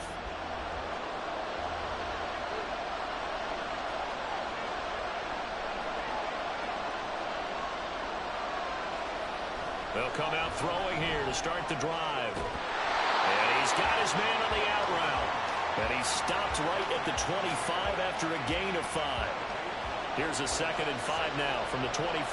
This Super Bowl, of course, just a huge one for this head coach. The first time he's walked the sidelines in a game of this magnitude. And you know, I might normally ask the cliche, what's going through his mind right now? But maybe the better question, CD, what do you think of the pitfalls of being a first-time head coach in this game? Well, you know it's something that he thought about, Brandon, and he had to. And he was thinking about it long before he got to this stage. As the season progressed and he saw that his team was good, if he was smart, he started to make plans right then and there.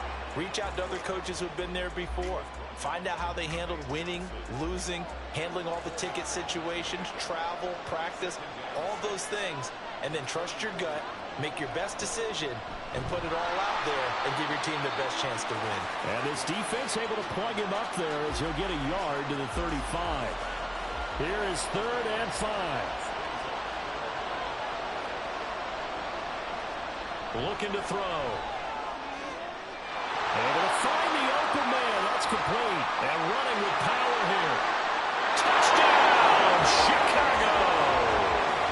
Tutu Atwell, 65 yards. And his guys have taken the lead. Great corner route there. Not only able to catch it, turn it upfield, and get into the end zone. It usually involves a little bit of an extra move, doesn't it? You've got to get them thinking that you're moving to the middle of the field and you're breaking away to that corner. Boy, that was well executed.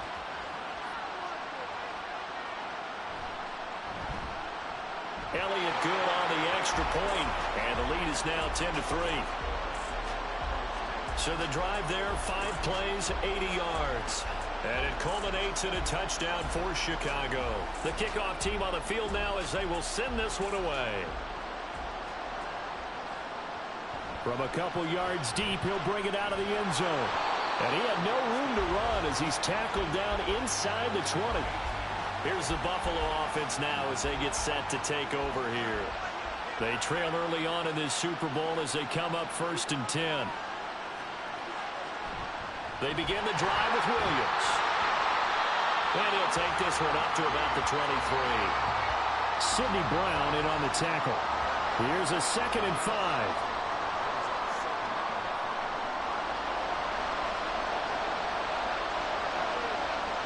Here's Goff.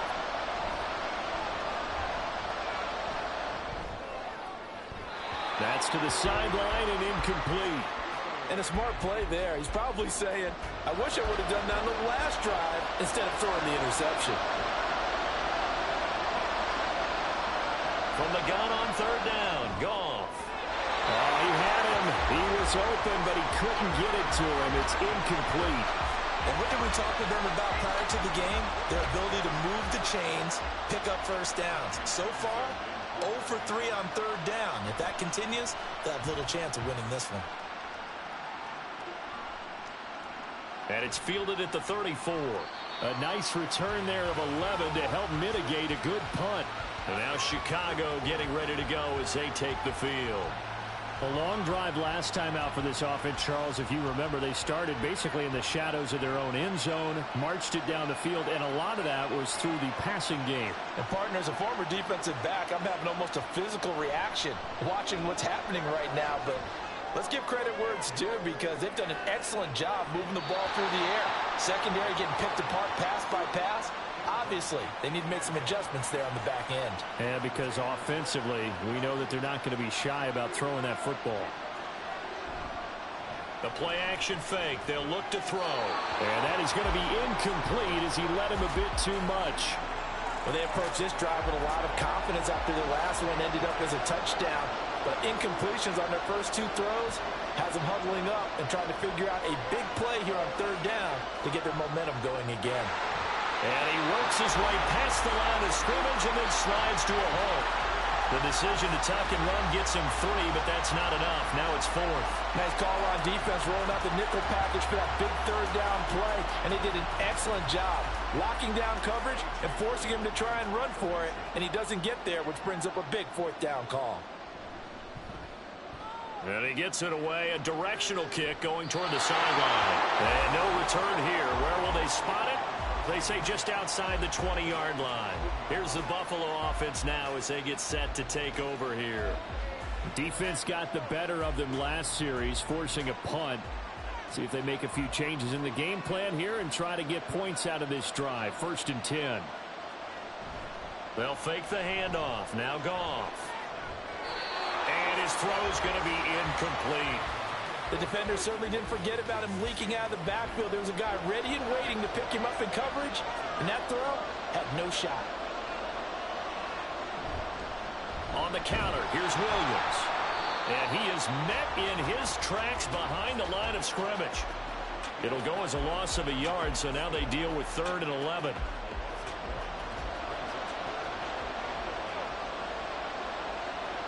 Throwing on 3rd, Goff. And that was incomplete. And it also concludes quarter number 1. 10-3 our score after 1 here on EA Sports. Well, welcome back to the date on the calendar we circle every year. Super Bowl Sunday. Brandon Gaud and Charles Davis here with you as we get set to begin quarter 2. Fielded at the 33. It's a 45-yard punt, 6 yards on the return. And they will take over 1st and 10. The Chicago offense set to get started. Obviously not the intended goal last drive. They had to punt the football, but still they've got the lead here and now a chance to add on to that lead if they can get points on this drive. 1st and 10 upcoming. That'll give them 8 that time, and that'll bring up a 2nd down in just a couple.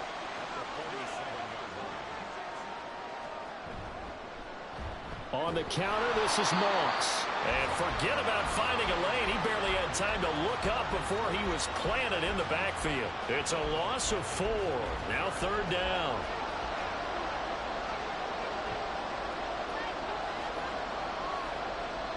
Back to throw. He's going to get that to his running back out of the backfield. And he's got enough for the first across midfield to the 48. It's a 9-yard gain, and it'll keep the drive moving. I'm not sure that was necessarily a safety valve or a check down throw on 3rd down. Sometimes just try and find the open guy and get him the ball. He did exactly that and found a way to pick up a 1st down. They'll look to throw now on 1st down. Firing quickly here, and that's complete. And a 6-yard gain gets him right around the 43. Line of scrimmage, the 43 on 2nd and 4.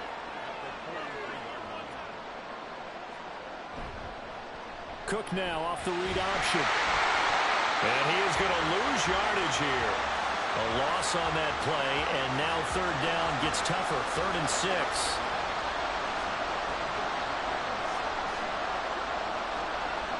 Back to throw here. And the Bills are going to get him as he goes down.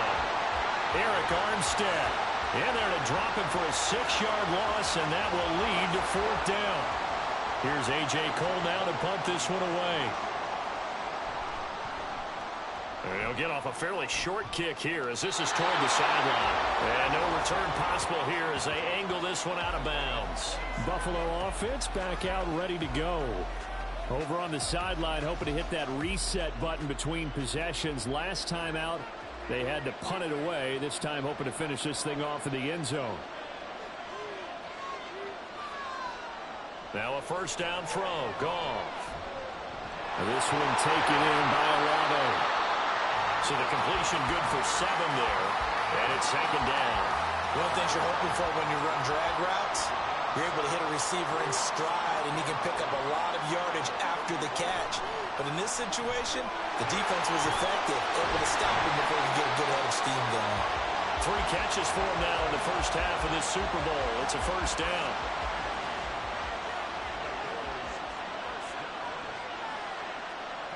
Goff. Throw left side complete. That's Lamb. And he'll be taken down, but not before he works it past the 50. This offense finding its legs now. Here's another 1st and 10. Up the middle, it's Williams. It's a 6-yard pickup, and it gets him to 2nd and 4. They've created a nice sustained drive off of plays like that. A nice strong run there that keeps them advancing the ball. From the 42-yard line, here's a 2nd and 4. Again, it's Williams. And the stop here will come at the 38-yard line. 4 yards the pickup, first down. I think they like this drive a little bit better there, partner. Running game helping out, picking up some of the slack. Because remember, the last drive, they went 3 and out. Play action. It's Goff. He completes it to Olave. And they'll wind up getting this one all the way down inside the 20. A good pickup there, 21 yards. Brandon, what's even more impressive is that came against double coverage. He gashed them with that reception, even with the extra focus that he drew from the defense. Now a first down carry. It's Williams. He will push his way down to about the 14. Jalen Carter in on that tackle. They'll come up 2nd and 7. Now a give up the middle to Williams. And they get to him quickly here as he stopped right around the 13. A minimal gain there on the 8th play of the drive. The offense on 3rd down, not good. 0 for 4 thus far. This is 3rd and 7. Out of the gun, Goff. And he will throw this one out of the back of the end zone. It's incomplete. Now a stoppage here as we've got a Bill shaken up on the play. The medical staff will attend to him, and we will step aside. Chase McLaughlin now for the field goal try. From the left hash, a chip shot here. And his kick is good. And that'll bring him back within 4. Well, in a close game like this, obviously you want the touchdown, but certainly they will take the 3. And they'll be okay with that, but let's throw a little credit to the defense as well. And I'm just glad this doesn't come down to a debate, right? Which side won, partner? Because the defense, hey, we didn't give up a touchdown. The offense, hey, we put 3 on the board. Either way you look at it, I think both sides gained something out of that drive. And now Chicago getting ready to go as they take the field.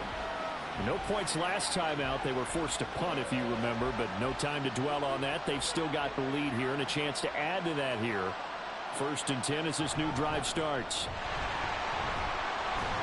And that to the 30. It'll be 2nd down.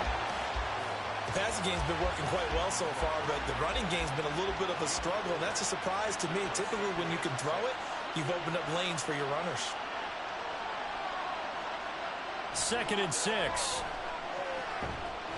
And he will find his man on the outside. 4 catches already here in this Super Bowl. He's got another first down.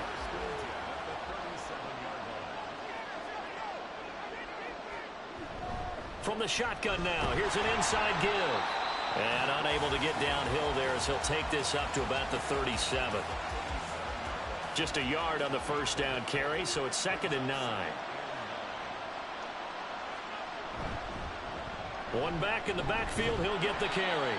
And this winds up a gain of 4 to the 41. Well, if you're a football guy, that's a pretty run because everyone is in sync right there. Obviously, the guy carrying the ball, but how about the people up front? Leverage, athleticism, they created some nice space for him. On 3rd down, he'll drop to throw. And a throw there going to be incomplete. You've always been very good about checking my math. Am I correct? That's the first time that it's been incomplete when they've thrown it to him? Yes, he had caught every other ball coming his way. So they feel like they've got something really good going there, and they're going to continue to go there until the defense makes an adjustment and takes it away. Well, they finally made an adjustment there. We'll see if they can build on that stuff. Here's the Buffalo offense now as they get set to take over here. And last time they got 3 points, but it was a chip shot field goal. And when you go to the sideline after a chip shot field goal, maybe the offense not too happy. It's a balancing act, isn't it? Because you're exactly right. They're none too pleased that they didn't punch it in for 6 points. But let's have to remember, they did put points on the board. 3 points is 3 points. And in this league, you take points when you can get them. Not easily done. Gone. And that falls to the ground, incomplete. A nice job of bodying him up defensively. And now it brings up 3rd down. Goff now looking to throw. And too much juice. It'll be out of bounds, incomplete.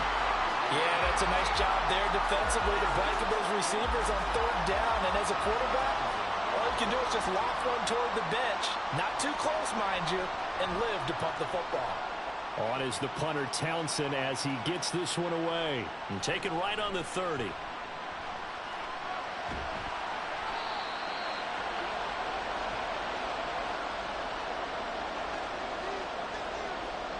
They'll try and start this drive in the air. And his throw here's incomplete. That certainly appeared to be a play call where they were just trying to make 2nd down, 2nd and short.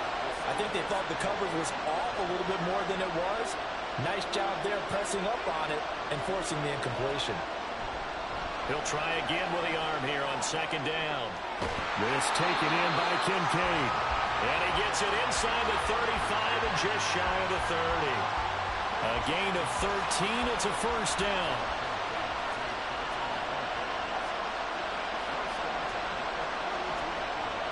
They'll set up to throw. That's caught by Kincaid, working the middle of the field. And he'll go down at the 26, following a gain of 6. Such a tough position to defend near the line, even when you add a 2nd defender. But the big man shrugged off the extra body and made the play call a success. Back to throw again. And his throw here is going to be incomplete. Well, he'd been targeted quite a bit on this drive, and finally I think the guys on the defensive side, they said no more. They slapped the double coverage on him, made it very tough for him to get the ball. And now the 3rd down throw incomplete as well. He did a fine job there not hitting him before the ball arrived, and I've got to tell you, you can often mistime that play because of the angles of approach. When you're going to get him, sometimes you panic as well and think, I've got to be there right now. Instead, in this case, timed it perfectly and knocked it free. So a nice kick there as they add 3 to the lead. And from what I've seen so far, Brandon, I think they've been the better of the 2 teams here in the 1st half. So even though you want the touchdown, I think that's a nice job there to put 3 points on the board. And no effort to bring this one out. It's a touchback. The Bills going to take over now late in this 1st half.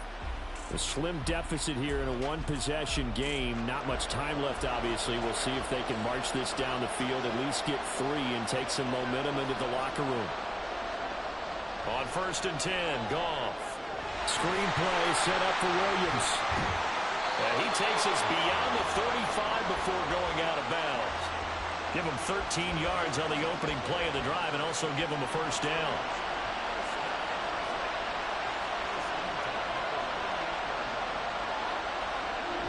Now a 10th carry. Here's Williams.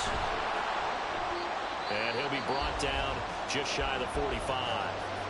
Now the Bills are going to use the first of their timeouts as they'll stop it with a little over 30 seconds to go in the 1st half of play. Meanwhile, Goff's throw pulled in by Lamb. Now the Bills will use the 2nd of their timeouts as they'll stop it with 27 seconds remaining here in the 2nd quarter. And now a throw on 1st down there, but it's incomplete. Offense was moving it a little bit, had them back on their heels, but they're in a brief pause by forcing the incompletion. That gives them a quick chance to regroup and try and mount a stand before they're backed up even further. Back to the air. Goff on 2nd down. Pass caught. It's Romeo Doubs. 9 yards, and that leaves him just short, so it'll be 3rd and less than a yard. Now a timeout signaled for, and they'll get it with 10 seconds to go before halftime.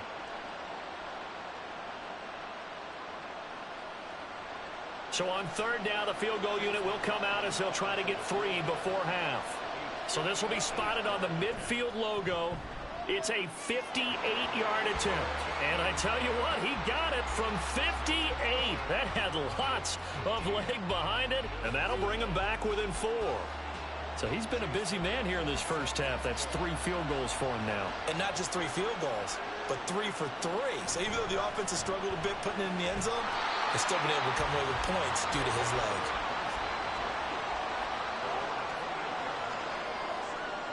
He'll take the knee, and the final couple seconds will tick by in this first half.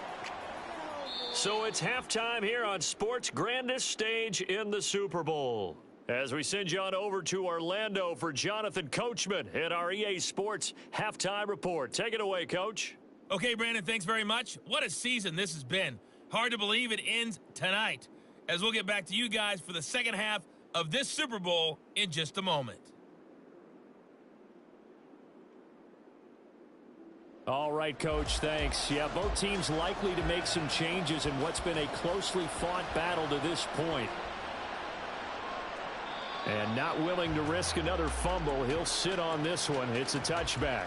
This offense ready to go to begin this third quarter. And I think you'd have to say their coaching staff, all things considered, had to be pleased with their performance in the first half of this Super Bowl. Definitely pleased, doing their best not to show it to their team, of course, because as you and I both know, their mantra all season long has been finish. Get the job done. They know how close they are to lifting that trophy. One more solid half of football, and they can do exactly that. Right off the bat, it's a first down to start the drive, 12 yards. On the handoff, running left, Moss. And he'll have it past midfield almost to the 40 before being taken down. That's good for 21 yards and a first down. One thing that's great about watching him run, Charles, he doesn't hesitate. He got to the left side of his O-line and just went. So there's 2 ways to look at that. One, just absolutely unconcerned, just takes off and goes. But more the latter, I think, which is he has absolute confidence in the guys in front of him, the guys doing the blocking for him. He just takes it and goes with abandon. Throws a quick hitter on the slant. That's complete. They'll give him 4 yards there, and that'll bring up second down.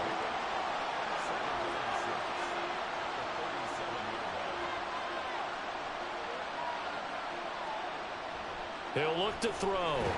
Oh, he dropped it. They were looking for him in the middle third. He couldn't catch it. Now third down.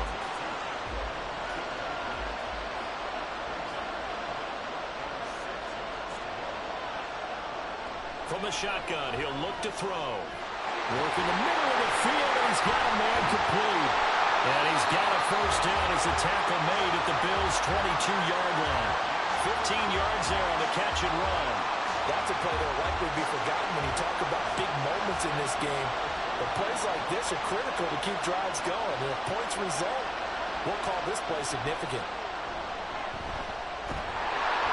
Throwing on first down, but this one winds up to be incomplete. Well, a momentary speed bump there with that throw, partner. The defense had other ideas, and they're trying to mount a small stand before this drive reaches the end zone. On second down, they'll run it here. And he'll be close to a first down as the tackle made at the Bills' 13-yard line. This will be play number 8 here on the drive. It's 3rd and a yard.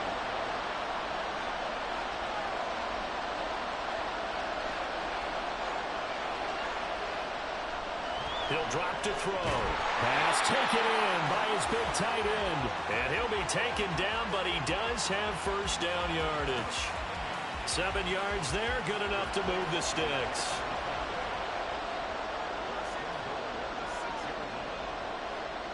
Now back to throw. This is caught. That'll bring up 2nd and goal after the gain of 5.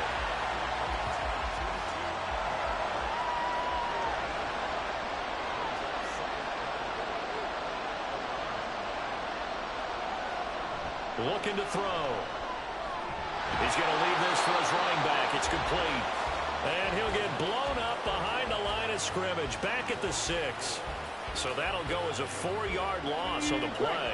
And this brings up a 3rd and goal.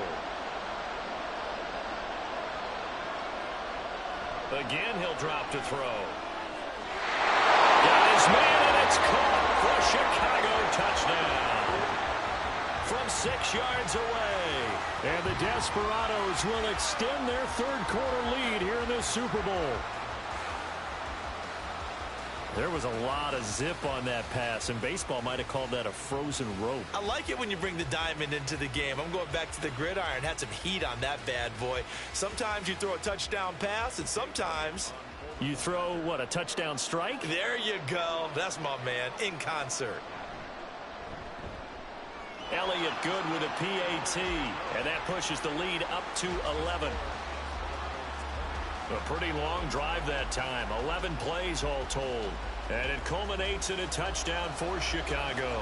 Out is the kickoff unit as they run up and send this one away. And he'll just sit on this one as their drive will start at the 25. So here's the Bills offense now. They get ready for their first possession of the second half. And their deficit a little wider than it was at halftime. Does that touchdown a minute ago change the thinking here at all? I think it does, at least a little bit, because now nowhere to go here. He lost the football. It's going the other way. And a tough turnover there as now they will have it at the 6-yard line, first and goal.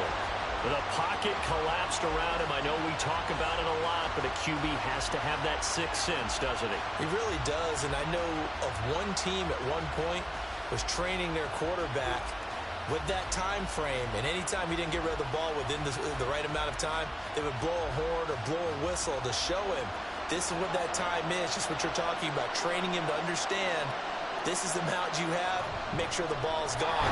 Didn't happen in this case. That's about as exciting of a 1-yard run as you're going to see, finding a way to dodge that first would-be tackler, but again, just 1 yard out of it. 2nd and 5. Touchdown! A great effort there. His second touchdown of this Super Bowl. And the Desperados are feeling good as they extend their lead in this Super Bowl. And remember, partner, that's a rookie quarterback back there. Apparently, he's getting the hang of this NFL thing pretty quickly. Had 3 touchdown passes. You're right, he looks comfortable. What are they doing? Anything in particular? Well, they keep talking about making sure they're giving him plays that fit his talents and also maybe shrinking the playbook a little bit. They did tell us that. Bottom line, he's really good. Elliott good on the extra point, and the lead is up to 18 now. The kickoff unit is out on the field, and they will send this one away. Taken at the goal line. And he won't get this to the 20-yard line as he's down at the 19. The Bills offense coming out, ready to take over. I kind of feel like they've reached a do-or-die point in this game, Charles. If they're going to try to pull off an impressive comeback, it has to start right here, right now. Yeah, now they've got a final chance to get out of this situation, but they also understand they've got to move the ball and move it fast. In addition, they need to save as much time so they can get 2 more possessions. Now he's going to swing this one out to his running back. And he's going to get a solid gain of 9 before being brought down. 2nd and right at a yard. Ball on the 27. Here's 2nd down at a yard. A shotgun snap for Goff. And there's a short throw. It's caught by Kmet.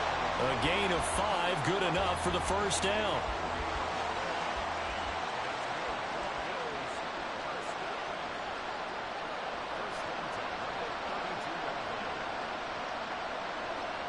Now Goff. And a dangerous throw there, incomplete. He threw that into coverage. It was nearly intercepted. 2nd and 10.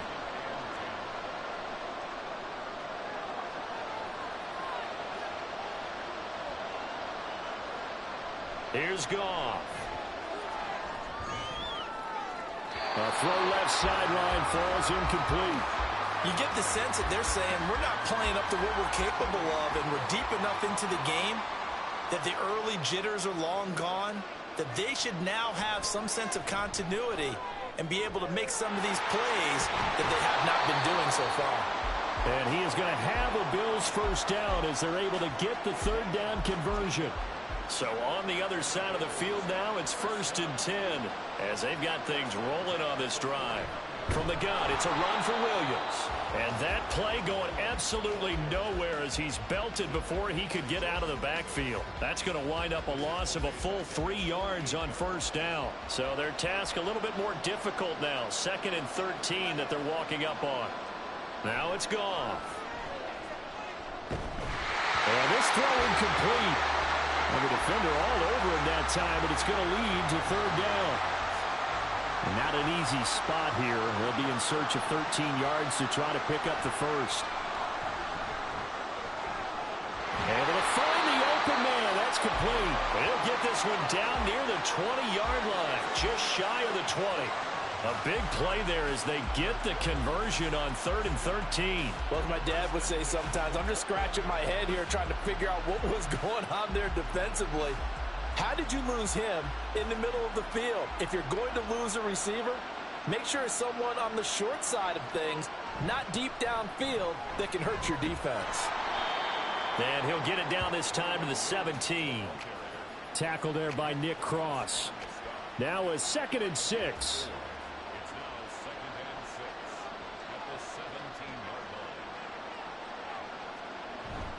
Play action. It's Goff. He'll get that complete to his tight end, Kmet. And he's going to be taken down right at the 10-yard line. So not quite a 1st and goal. It's 1st and 10 from the 10. They'll hand it off now. Williams. And here he'll get it down to the 7. Call it a gain of 4 on 1st, and that'll make it 2nd down.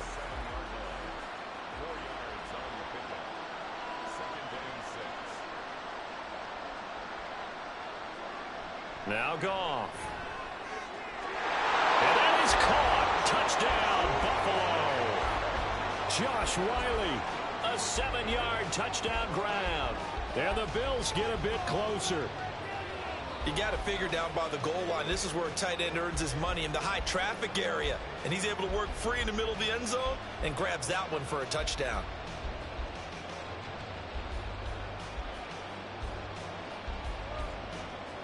Chase McLaughlin on for the extra point.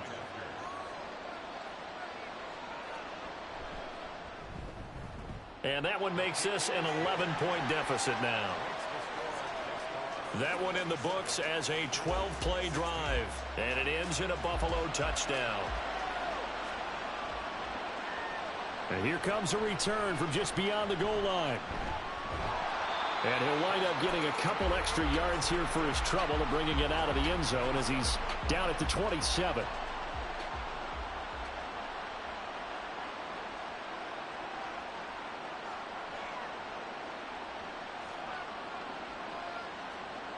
They'll try and start this drive in the air.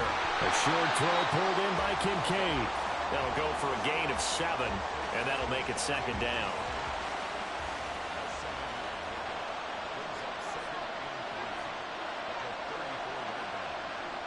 He'll look to throw. Open man is Atwell, complete. And he'll be taken down, but not before he gets into enemy territory. Over 100 yards receiving for him now in the Super Bowl. And now we get into the psychology of the whole thing, because a lot of teams with a 2-score lead in the 3rd quarter, they almost become defensive with their offense, just playing not to lose. I think with this team, you got to figure at this point, this is a great spot for them to go into attack mode, really try and put the hammer down and finish this one off. On first down, he'll drop to throw.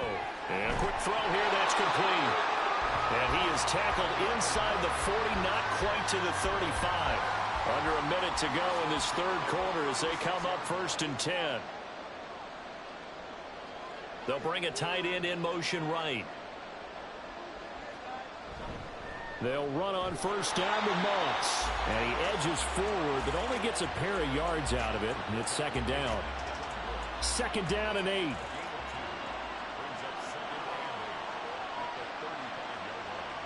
Back to throw here. Now 3rd down is looming. A pickup of 2 on first down and just 1 yard there. And we see another pitch and catch there to the running back. This position just continues to evolve.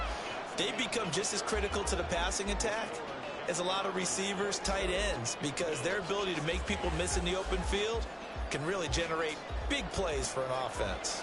Got to get to the 26 for a first. This is third down. And we're back in the Super Bowl. Time to decide who gets to hoist that Lombardi trophy as we begin the fourth and final quarter of action. Now throwing on third down there, but he cannot connect. The frustration evident there because he couldn't find anyone on third down, and he left no doubt that he was throwing that one away. A 51-yard attempt. The kick by Elliott is good, and that will extend their lead even further. So that maybe not a knockout blow, but I suppose certainly every little bit helps when you're trying to salt one away in the fourth. Well, the possibility of being beaten by 2 late touchdowns or at least sent to overtime does exist. But time, definitely a big factor at this stage of the game, is in their favor. The Bills ready to take over. And we're at the time in the Super Bowl where, look, they need points. And they need them badly. Trailing here in the fourth quarter as they begin this drive, 1st and 10. Gone.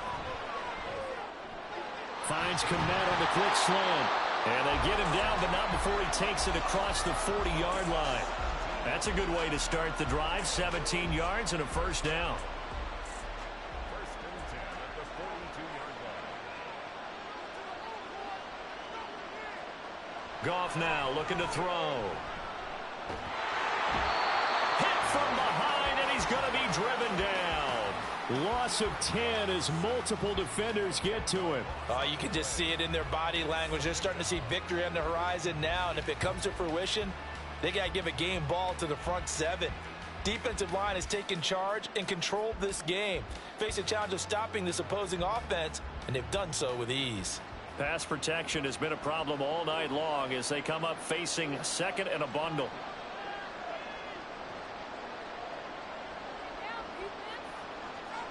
Here's Goff. Able to hit his target, Lamb. Short completion, just 4 yards. And they're going to be staring at a 3rd and long here.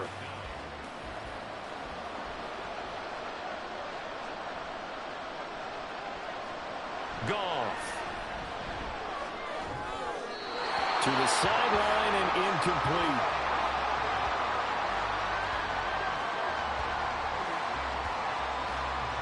The Bills send the punter out as he's on for the 5th time here today.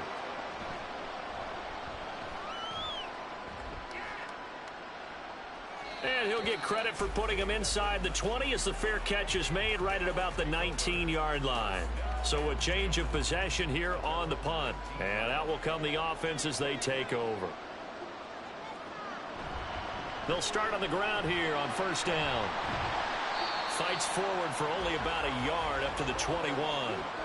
Brandon, I've got to think this offensive line has got some smiles on its faces. And I know it sounds crazy, but they practiced for this back in training camp. They knew they'd be in situations where it'd be extra defenders in the box coming after them, trying to keep them from locking down a game.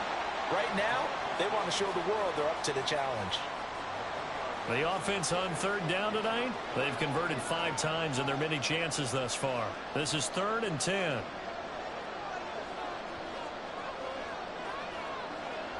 They'll look to throw.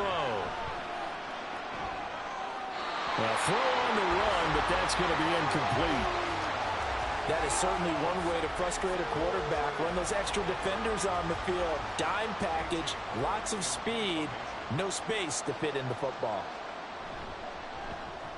So they're forced to punt on 4th as this one's away.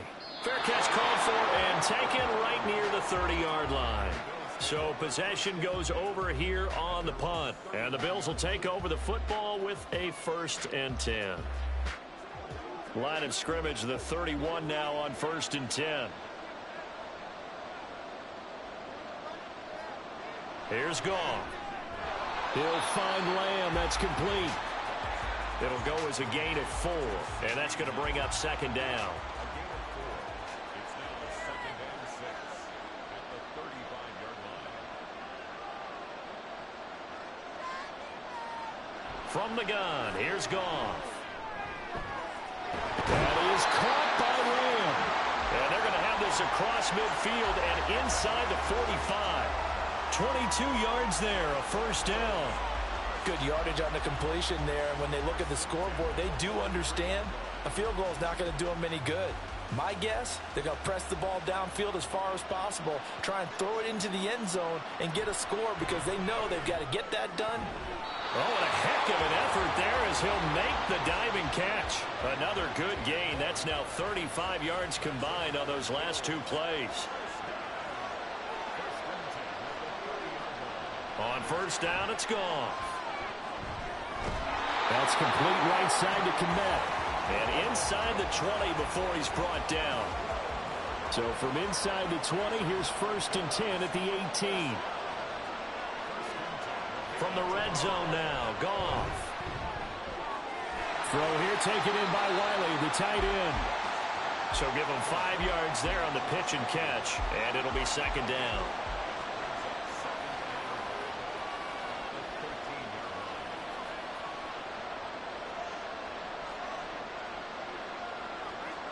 Throwing again is Goff.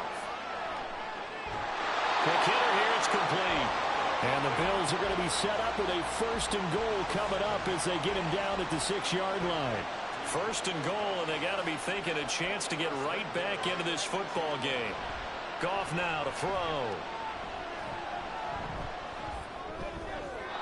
And he wisely will throw that one away. Not only did he have a chance to scan the field there, it felt like he had a chance to scan it twice. The protection was that good. Unfortunately for him, the coverage downfield, equally good.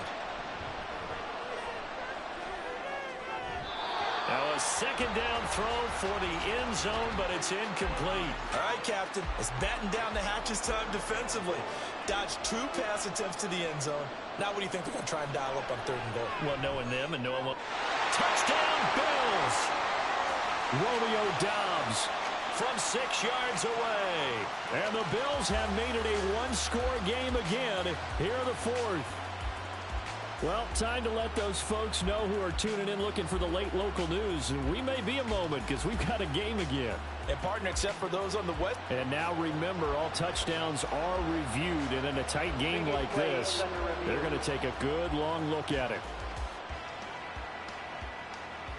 Is this a touchdown? That's the question. CD, what are they looking for here? You just need any part of the football to break the plane. You don't need the whole football. It doesn't need to go over the entire white line. It's just that front part of the white line. And if you draw an imaginary plane going straight up, that's what they need to cross. So take away the touchdown. The officials rule he did not get the football. And this is caught for a Bills touchdown. Cole Komet there to make the grab. And the Bills' decision to go for it pays off with 6 points. Well, that's just how they drew it up, CD. His first read was there, got it to him quickly, and into the end zone. Absolutely excellent execution by all involved. And the coordinator, got to give him credit, found the perfect play call. Quarterback let it fly as soon as the target came free, and his guy made a nice catch. Just how you draw it up in practice and then execute it in the game. Extra point by McLaughlin is up and good. And now things get a bit more interesting here in this 4th quarter. From a yard or 2 deep, here comes a return.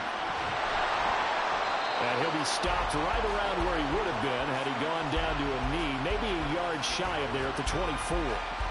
Another drive coming up for this Chicago offense.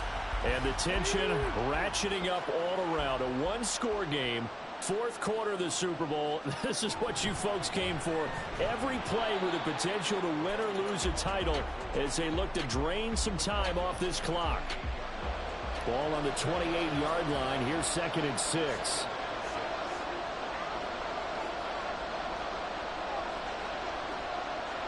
They'll drop to throw. They'll get this one complete to Atwell. And he'll be out of bounds across the 30-yard line.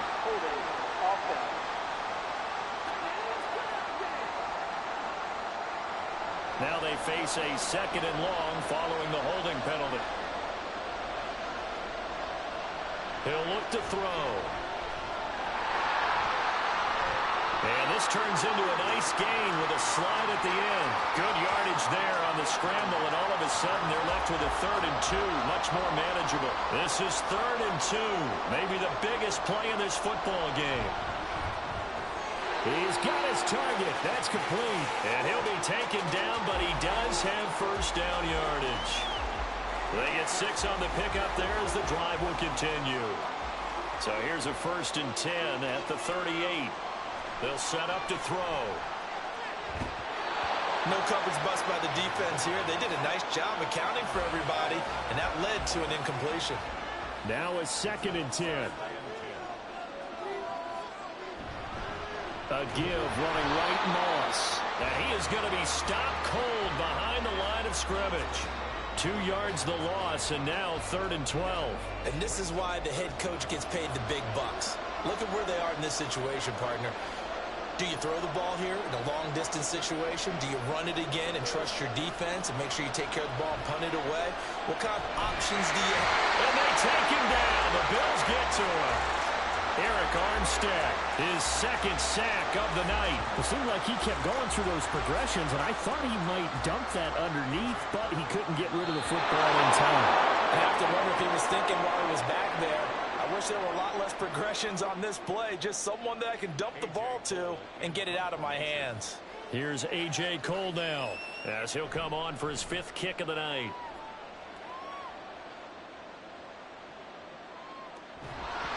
It's a 45-yard punt, just a 1-yard return. And it will be 1st and 10 as they take over. So Jared Goff in the offense, down by 7, 1:53 remaining. They have to have a touchdown to level this Super Bowl as they come up on 1st down. Now Goff.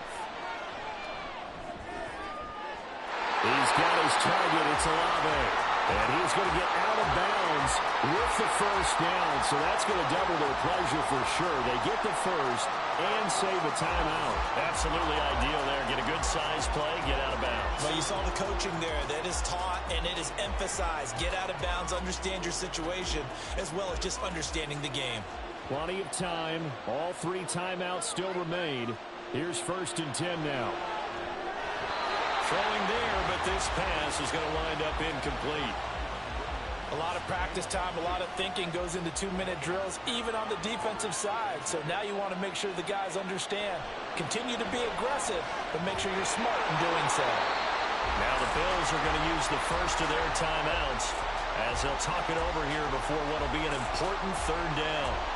Goff now to throw. He had a man open, but he missed him, and it's incomplete. Partner, they've got 1 chance left to keep this one going, and I think for you and me, let's think along with their offensive coordinator now. Has to think back, cycle through every play of this contest, and remember what's worked and what hasn't. Because and that's going to sabotage their comeback plans. It is intercepted. Keely Ringo picks it off. And a great return as he gets this all the way down close to the 30-yard line. Well, that puts a little bit of a wrinkle in their comeback bid. Yeah, everything had turned around for them, hadn't it? I mean, things were now going their way. But you did mention it's a wrinkle in their comeback bid. It's not the death knell for them by any stretch, but now they've got some extra work to do in order to climb all the way back. The Chicago offense set to get started. And this one now not quite over yet. Still 2 timeouts remaining defensively. And, boy, having that 3rd timeout would have really helped here. Yeah, another example of why coaches really stress saving your timeouts for when you absolutely have to have them. They go over this all the time. Here's one of those situations. Now the Bills will use the 2nd of their timeouts as it comes with 1:25 left to go in the contest. Back to the ground, this time Cook. And he stopped right at the 25 after a gain of 5. The Bills are going to go ahead and use their final timeout. 3rd down, here's a run by Moss. And he went nowhere. He'll lose yardage back to the 29. Sometimes you just sit back and marvel at what he can do defensively.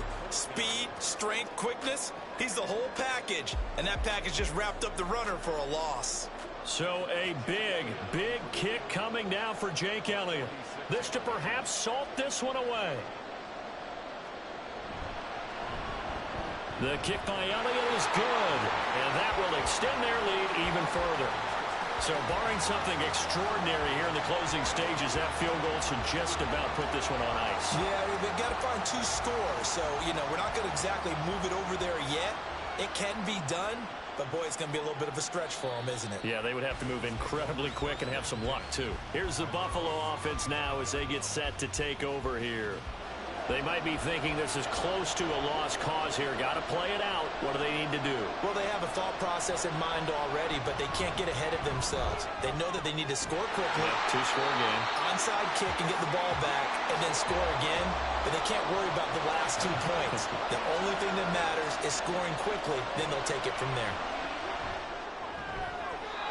That's to the right sideline, and it falls incomplete. And now defensively in the 2-minute drill, the big key to me, make sure you understand your assignments, and anytime you get a chance to tackle someone in bounds, get them on the ground. Goff's throw caught by Olave. Yeah, he will go out right near the 35-yard line. They'll come up 1st and 10 here.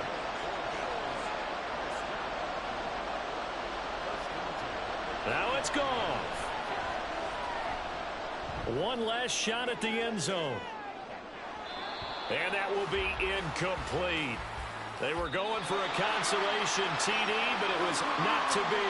And time has run out now on this game.